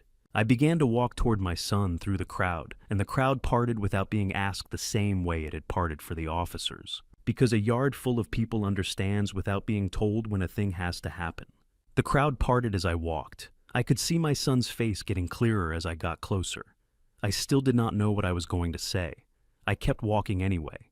When I reached him, the officer stepped back one pace. I did not ask him to. He simply understood the way people sometimes understand things they were not trained for, that this was not his moment. It was ours. I stood in front of my son and I looked at his face and I did not say anything for a moment. Not because I was finding the words. I had stopped looking for the right words sometime in the last 6 months and started looking instead for the true ones. I had one true thing to say and I said it. I told him I remembered the boy who called me Superman. I said I had been remembering him for 6 months. Through every document, every dinner, every morning, I woke up and chose to wait one more day. I said I wanted him to know that I forgave him, not because he had earned it, not because what he did could be undone, or because the law was going to go easy on him for it. I forgave him because I was not willing to carry what he had done for the rest of my life. That was the whole of it. I said it in a voice I did not raise. Forgiving a person who has not asked for it has nothing to do with generosity. It is a decision made entirely in your own interest, the recognition that carrying what someone else did will cost you more in the end than setting it down ever will. I had too much left ahead of me to spend it on that weight. I had too much left to build to let that happen. Garrett did not speak. I had not expected him to. What he did instead was something I had not seen from him in years, something I had almost stopped believing was still possible. He cried. Not for the backyard, not for the 47 people standing at a careful distance, not for the officers or the documents or the banner still hanging above the caterer's table. He cried the way a child cries when the performance runs out, without architecture, without design, without any audience in mind, just the sound of a thing breaking that had been under pressure for a very long time. He cried. My son stood in a backyard in front of 47 people and cried without performing it, and I understood watching him that the boy on my shoulders had always been in there. He had just been buried under 30 years of decisions that went the wrong way. I could not get those decisions back. I could only let him know I remembered before the door closed. The officer stepped forward after a moment, quiet, unhurried, the same way he had entered the yard. The moment closed the way. Moments like that close, not with a sound, just with a shift in the air, a change in who is responsible for what comes next. I turned before the car moved. I made that choice deliberately, the way I make every choice that is going to have to live with me. I turned away and I faced forward toward Cora, standing at the edge of the yard. Because I had already said what I needed to say, and the rest belonged to the law, and I was glad to let it. Deanna was escorted through the side gate last. She attempted something on the way out, a sentence the beginning of a frame, something about what it looked like versus what it was, something about what she had been put through. I heard the shape of it without listening to the specific words because I had heard sentences built like that before, and I knew what they were for. They are not for the person speaking them. They are for anyone who might still be persuadable. Deanna said it was not what it looked like. 47 people had been in that backyard for 3 hours. Not one of them answered her. That silence was a longer sentence than anything I could have said. The vehicles pulled away without fanfare. No lights, no announcement. Just 2 cars moving away from a house on a lake on an April afternoon, carrying what they were supposed to carry, leaving behind what was supposed to remain. I stood at the edge of the yard and listened to the sound of the engines getting smaller and then becoming part of the general quiet of the afternoon, the water, the wind in the oak tree, the slow movement of 47 people beginning to understand that they were free to go. They left in the way people leave when they do not know what to say. Some of them touched my arm, some of them nodded. One man, a former colleague from the engineering firm, a man I had worked beside for 11 years, stopped in front of me and held my gaze for a 3 count. And then walked past without speaking. And that was the most he could have done, and he knew it. The backyard emptied slowly, and then it was empty. The vehicles had pulled away, and the backyard was very quiet. Cora was standing at the edge of the yard looking at me. I looked back at her. Neither of us spoke yet. There was still the house. They left the way people leave, after something they were not prepared to witness quietly, with a hand on a shoulder, choosing words that did not ask anything of me. The first guest was gone by 4:15. After that, they moved in pairs and small clusters, finding their jackets from the chairs where they had draped them hours earlier, when this had still been a retirement party, and the afternoon had still belonged to a different version of itself. A few of them stopped and said something, the kind of words people reach for when the right words are not available, words shaped more like presence than statement. I received each one the way I receive most things. I noted it, I held it, I let it settle without trying to name it. One man gripped my hand with both of his and did not say a word at all. That was the one I remembered afterward. The backyard thinned by degrees. The caterers had stopped moving and stood quietly at the far end, waiting for a signal to begin clearing. I thought that was one of the more decent things I witnessed that afternoon, the particular decency of people who understand that some rooms need to empty before they can be put back in order. The tables held the specific evidence of an event that had changed direction, midway through half-empty glasses, a champagne flute still full at the far left end. Chairs that had drifted from their original positions, in the way chairs drift when 47 people spend 3 hours in a yard together and stop thinking about where they are sitting. A full plate of food sat untouched near the center table. Nobody had gone back for seconds. My oldest friend was last. I had known he would be. He crossed from the far edge of the yard, where he had been standing since the vehicles left, and he walked directly to me without stopping, and he put his hand on my shoulder and gripped it once, held it 1 beat longer than necessary, and released. He did not say anything. He had already said the one thing that needed saying, and he understood, as he always has, that everything after that first true sentence belongs to the person who has to carry it. He turned and walked through the side gate without looking back, and I watched him go until he was through it. Then I was alone in the yard for the first time since 7 that morning. I exhaled. Not deliberately, the breath simply came out on its own, the way breath comes when a thing that has been held for a very long time is finally finished being held.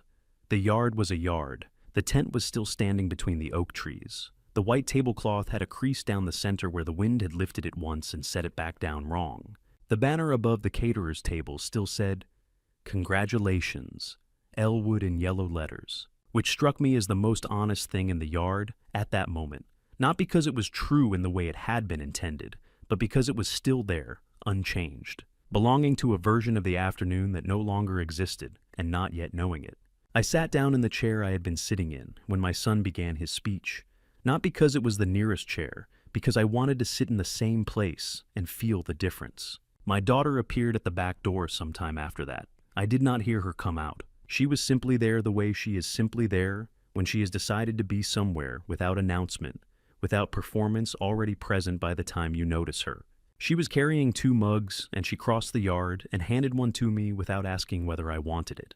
The ceramic was warm in both hands. She sat down in the chair beside mine, and we looked at the yard together in silence at the half-cleared tables and the drifted chairs and the banner still hanging, and neither of us said anything, for a while, because neither of us needed to.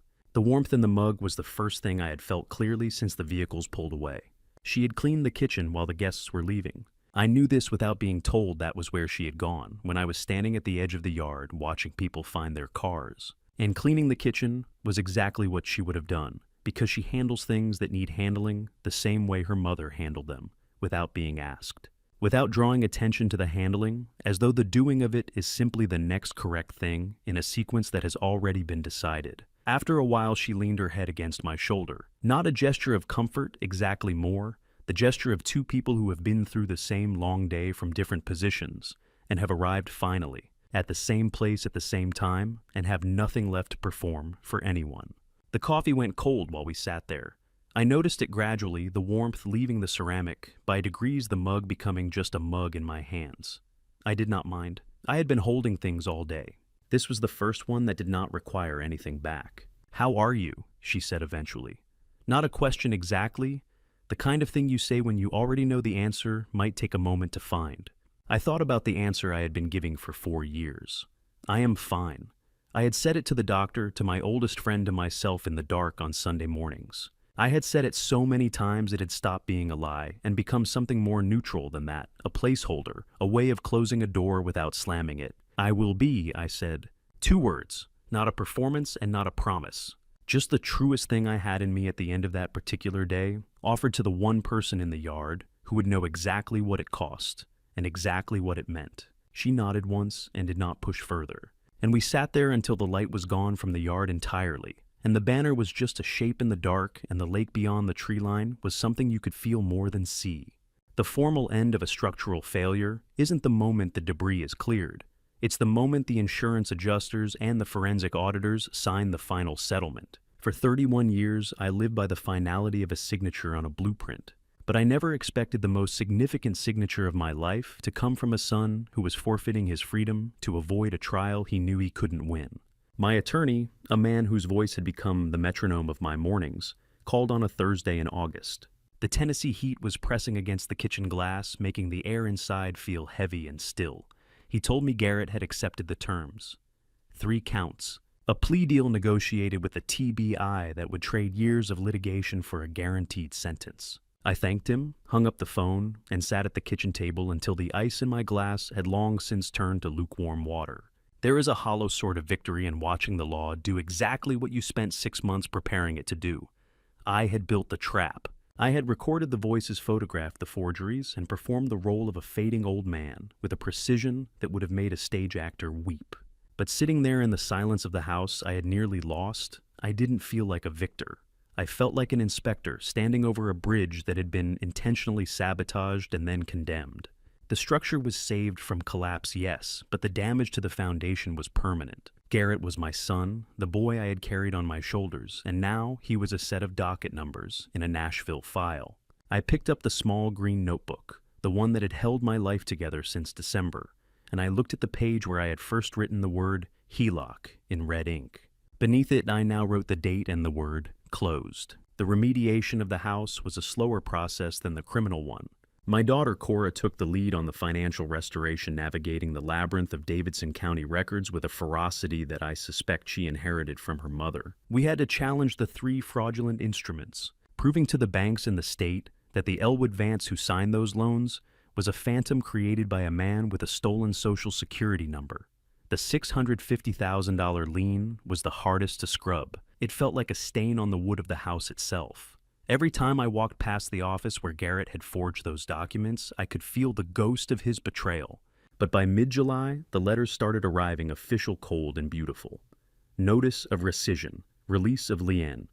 My name was returning to me one document at a time. I filed them in a new accordion folder, a white one this time, to signify a clean break from the dark folder Harlan Spade had used to dismantle my son's life.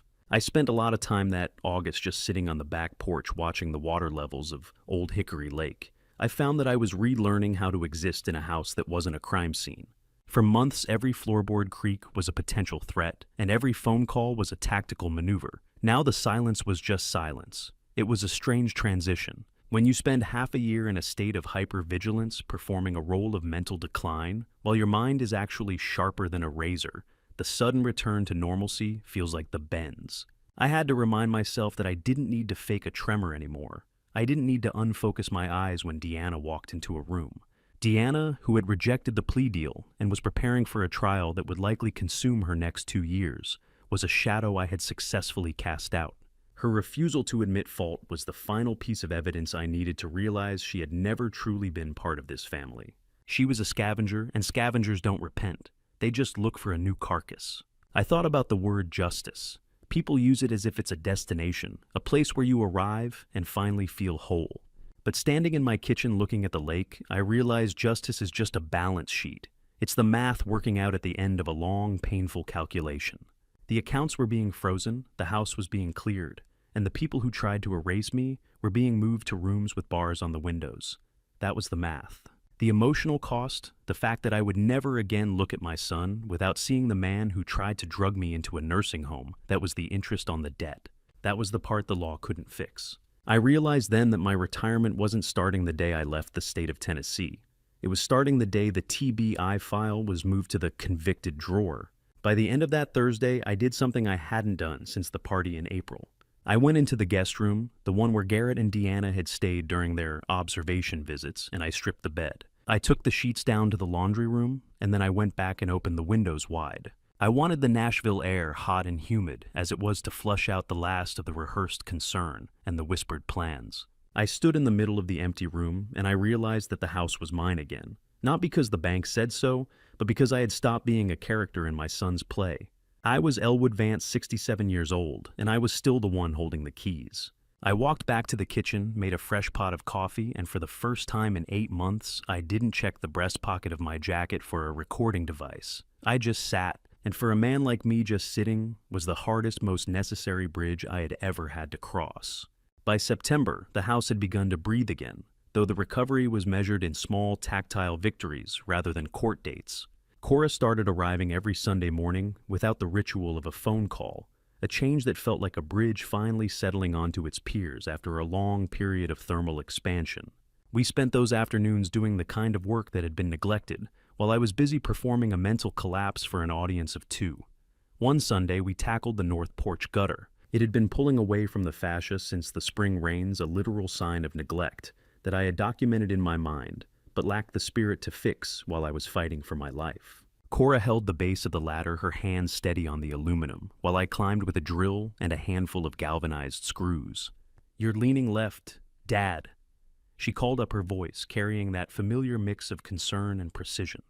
"It's the pitch of the roof, Cora. It's calculated," I replied, though we both knew I was just tired. I'd driven the last screw home and felt the gutter snap back into its intended alignment. It was a minor repair, a few dollars in hardware, and 20 minutes of labor, but as I climbed down, I felt a disproportionate sense of relief. For months I had been an inspector of my own ruin, watching things break and noting them down as evidence of my decline. Now I was a builder again. We sat on the porch steps afterward, the smell of cut grass and lake water thick in the Nashville humidity, and for the first time in years, the silence between us wasn't a barricade. It was just the quiet of 2 people who had finished a job. Later that afternoon, the heat drove us inside to the kitchen, where the light hits the linoleum in long, dusty slats. I had been meaning to rehang a photograph that had been sitting on the sideboard since the December I first found the forged lean.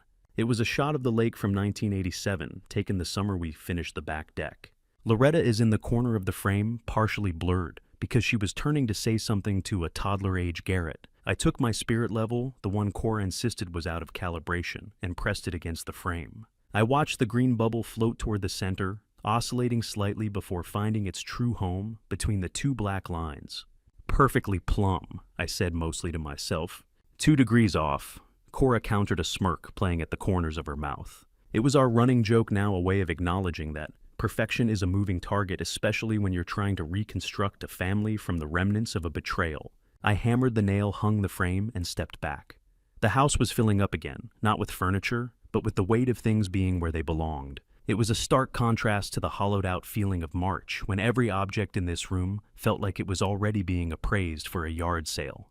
The most difficult part of the afternoon came when Cora went to find a vase for the sunflowers she'd brought. She reached for the top shelf of the pantry and pulled down the old green recipe notebook. I hadn't touched it since the day of the party. It had been Loretta's, a collection of handwritten instructions for everything from sourdough starter to the specific way I liked my coffee on Sunday mornings. Cora set it on the counter, her thumb tracing the frayed fabric of the spine. "I haven't looked at this since she died," she whispered. "I couldn't handle the handwriting." I pulled the book toward me and opened it to the very last page. I had discovered the entry back in June, but I hadn't shared it with her yet. It wasn't a recipe. It was a single paragraph dated 2 weeks before Loretta went into the hospital for the last time. Her script was shaky, but determined, the ink slightly faded, where she must have rested her hand. I slid the book across the counter so Cora could read it. "He will figure it out," the note read. "He always does. He's built for the long haul, even when the wind is against him. Just remind him to eat and tell him the level is fine, even when it isn't." We sat in the kitchen as the shadows grew long, the notebook open between us. It was a message sent forward in time, a load-bearing beam she had installed decades ago, knowing we would eventually need it to hold up the ceiling. I realized then that Loretta had known me better than I knew myself. She hadn't seen a Superman. She had seen a man who was obsessed with the math of survival, a man who would eventually find the cracks in his own foundation and fix them no matter the cost. Cora didn't cry, which I appreciated. She just reached out and placed her hand over mine, and for a long moment the house was entirely still. "She knew," Cora said quietly. "She knew he'd try something, and she knew you'd catch him. She knew I'd need a reason to keep looking," I corrected. I took a pen from the drawer, the same one I'd used to sign the confused documents for Garrett, and I flipped to the blank page following her entry. I wrote one sentence: "The level is sitting right at center, Loretta. Thank you for the reminder." I closed the book and put it back on the shelf, not in the pantry this time, but on the mantel in the living room. It was no longer a book of instructions for the kitchen. It was the final certification for the life we had built. We didn't talk about the legalities or the plea deals for the rest of the evening. We just made dinner, use too much salt, and watched the moon rise over the water. The hardest part of rebuilding a bridge isn't the steel. It's the internal tension of the cables once the temporary supports are removed. For 6 months, I had lived inside a skin that wasn't mine. I had trained my hands to shake on command, my eyes to lose their focus in the middle of a sentence, and my voice to carry the thin, reedy uncertainty of a man who was losing his grip on the world. By October, the legal battles were receding, but the old man I had created still lingered in the corners of my daily life. I would find myself reaching for a glass of water and hesitating, waiting for a tremor that didn't need to be there. I would enter a room and pause at the threshold, a ghost of the performance telling me to look confused about why I had walked through the door. Reclaiming oneself is a deliberate engineering project. I had to systematically deconstruct the lie I had built.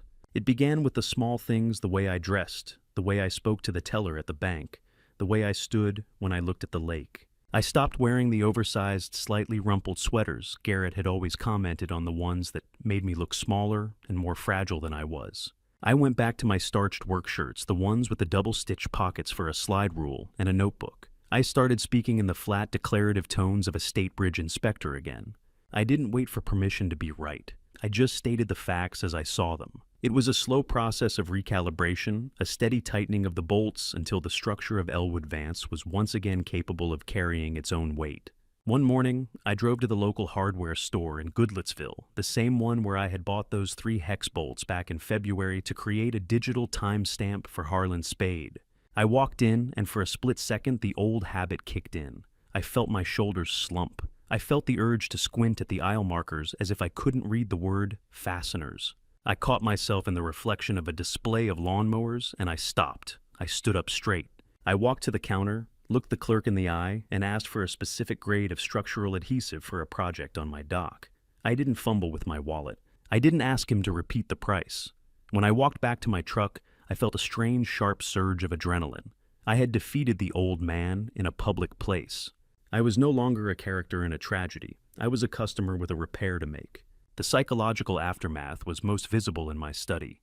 For months, that room had been a war room disguised as a den. The desk had been a surface for hidden recording devices and secret folders.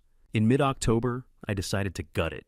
I took down the heavy curtains that Deanna had always drawn shut to help me rest. I let the Nashville sun hit the oak desk for the first time in a year. I cleared away the piles of medical pamphlets Garrett had left, the ones about managing early onset decline and choosing the right care facility. I burned them in the fire pit by the lake that evening, watching the glossy paper curl and blacken into ash. It was a cleansing fire, a disposal of the materials used to build my cage. Cora came over while the fire was still smoldering. She stood beside me, the orange light reflecting in her eyes, and she didn't ask what I was burning. She knew. She had lived through the same performance, though, from the opposite side of the stage. She had been the only one who knew the old man was a mask, and I realized that I owed her a version of myself that was no longer guarded. "You're standing differently, Dad." She noted, her voice quiet against the sound of the water lapping at the shore. "I'm tired of being small, Cora," I said. "I'm tired of the math of it." "The math worked," she reminded me. "The numbers don't lie. You saved the house, and you saved yourself." I saved the house. I agreed. But I spent 6 months acting like a man who was dying. You start to believe the things you tell yourself if you say them long enough. I'm just trying to remember what it feels like to be the guy who signs the reports again. I went back to my old office at the Department of Transportation one afternoon, just to say hello to the few colleagues who hadn't retired yet. I didn't go as a victim or a survivor. I went as a peer. I sat in the break room and talked about the new bridge designs for the I-40 expansion, and for 20 minutes, no one looked at me with pity. No one spoke slowly.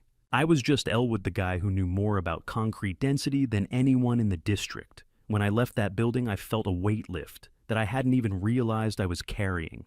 My identity wasn't tied to the betrayal of my son. It was tied to 31 years of honest work. The old man was finally dead, and the engineer had returned to take his place. That night, for the first time since December, I slept without the light on in the hallway.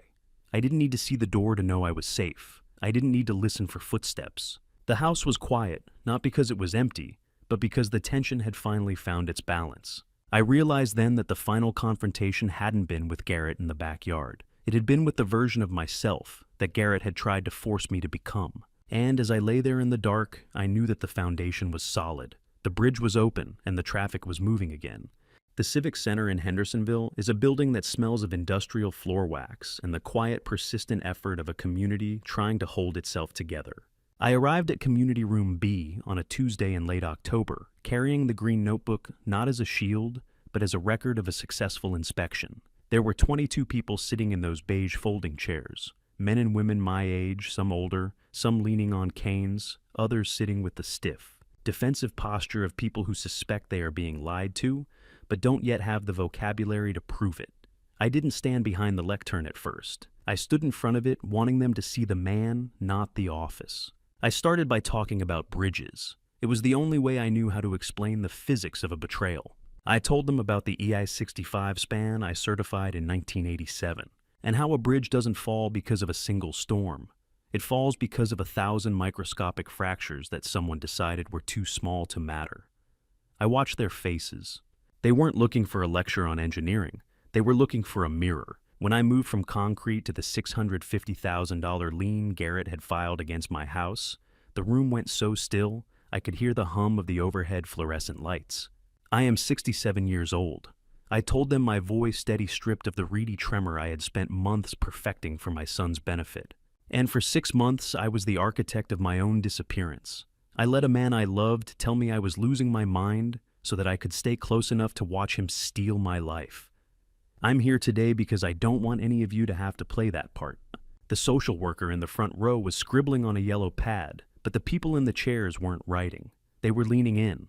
I broke down the mechanics of the fraud, not the emotions, but the logistics. I explained the long-term low-dose administration of the compound Deanna had put in my water. I explained how a power of attorney can be turned into a weapon if the notary is in on the scheme. I showed them copies of the 3 different signature variants I had documented: the real one, the forged one Garrett created, and the shaky one I had manufactured to bait the trap. The math is the only thing that doesn't have an agenda, I said, tapping the notebook. If the numbers on your bank statement don't align with the life you're living, don't let anyone tell you it's just your memory failing. Memory is subjective. A decimal point is a fact. One woman in the 3rd row raised a hand that was visibly shaking, not with a performance, but with genuine cold-pressed fear. She asked me how I knew when to stop waiting. She asked how I found the courage to turn my own son over to the TBI. I looked at Cora, who was sitting in the very back, her arms crossed, watching me with a quiet, fierce pride. I told the woman that courage had nothing to do with it. It was about structural integrity. If you see a crack in a load-bearing beam, you don't ignore it because you like the person who built the house. You fix it before the roof comes down on everyone inside. I spent the next hour sitting in a circle with them, answering questions that were more like confessions.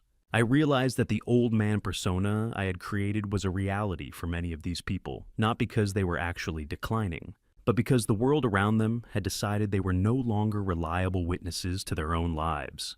I gave them Harlan Spade's number. I gave them the contact for the TBI's Financial Crimes Unit. I told them that being difficult was sometimes the only way to stay safe. As the meeting broke up, a man about my age approached me. He didn't have a question. He just wanted to shake my hand. He held it for a long time, his grip firm, his eyes searching mine for a sign of the person I had been before the December envelope arrived. I thought I was the only one, he whispered. I thought I was just getting old and bitter. You're not old and you're not bitter, I told him. You're just under a load you weren't meant to carry alone. Get an inspector, get a witness. Don't let them sign your name for you.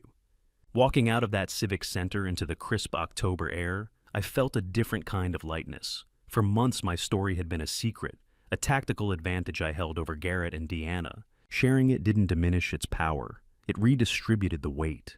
I wasn't just Elwood Vance, the man who caught his son. I was Elwood Vance, the man who showed 22 other people how to look for the cracks. Cora was waiting for me by the truck, the sun catching the red in her hair. "You were good up there, Dad," she said as I climbed in. "You sounded like yourself." I felt like myself, I admitted. I think that's the part I miss the most. Not the house, not the money. Just the right to be certain about what I'm seeing. We drove to the diner, and as we sat in the booth, I realized that the public testimony was the final certification of the repair. The bridge wasn't just standing, it was being used.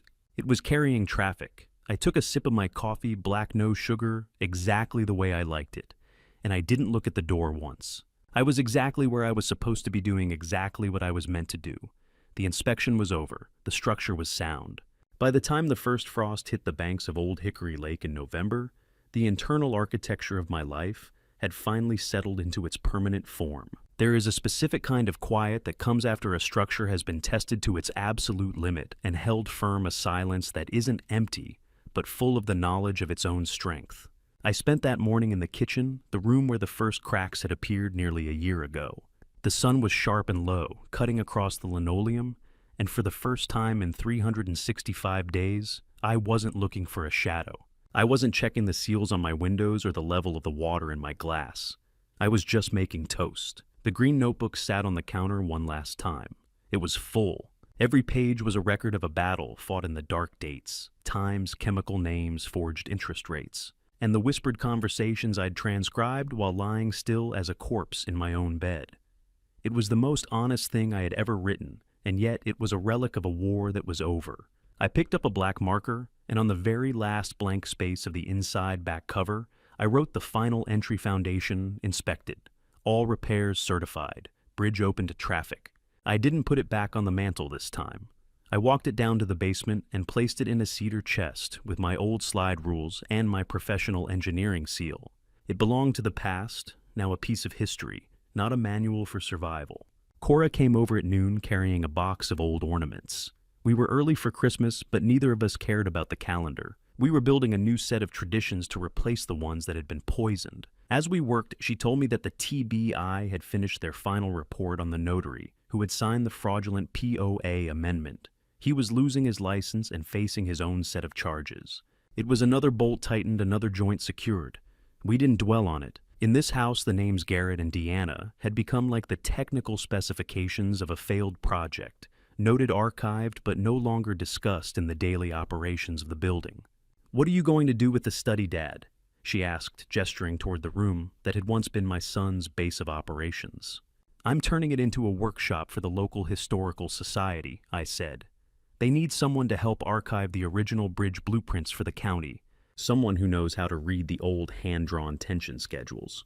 She smiled, and for a second she looked so much like Loretta, it caught my breath. "So you're coming out of retirement to look at more bridges?" "Not to certify them," I corrected. "To remember them. There's a difference." The afternoon faded into that soft blue Nashville twilight. I walked down to the dock alone and stood at the very edge of the wood, looking out at the water. The lake was a dark, rippling glass, reflecting the first few stars.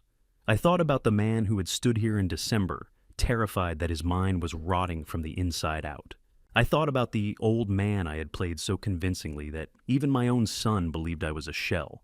I realized then that I hadn't just saved my house or my money. I had saved the right to be a man who is believed. In the engineering world, we talk about the factor of safety, the extra strength we build into a structure to handle the loads we can't predict.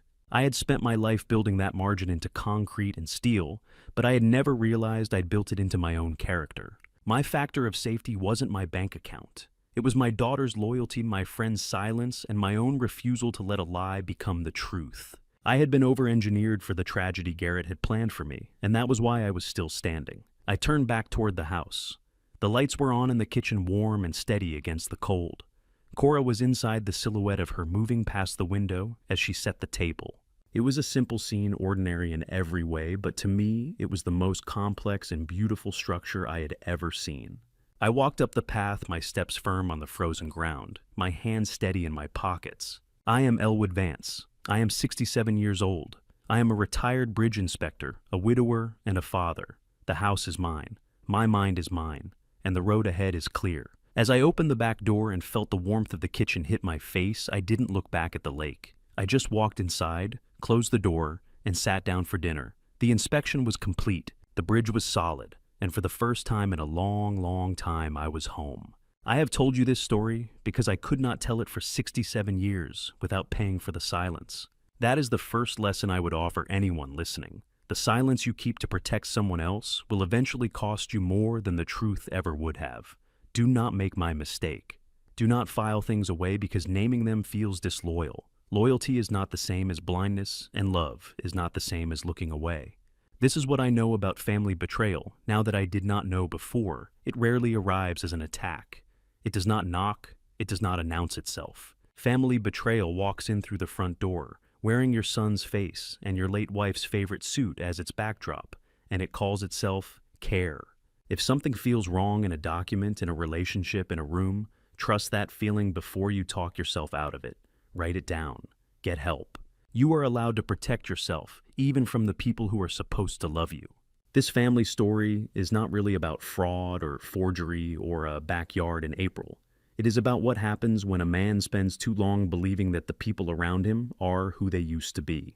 I believed in a version of my son that had not existed for years. That is on me. I own that. I believe God did not put me through this to break me. He put me through it so I could stand in front of someone someday and say, "It can be survived." A family betrayal of this kind leaves marks.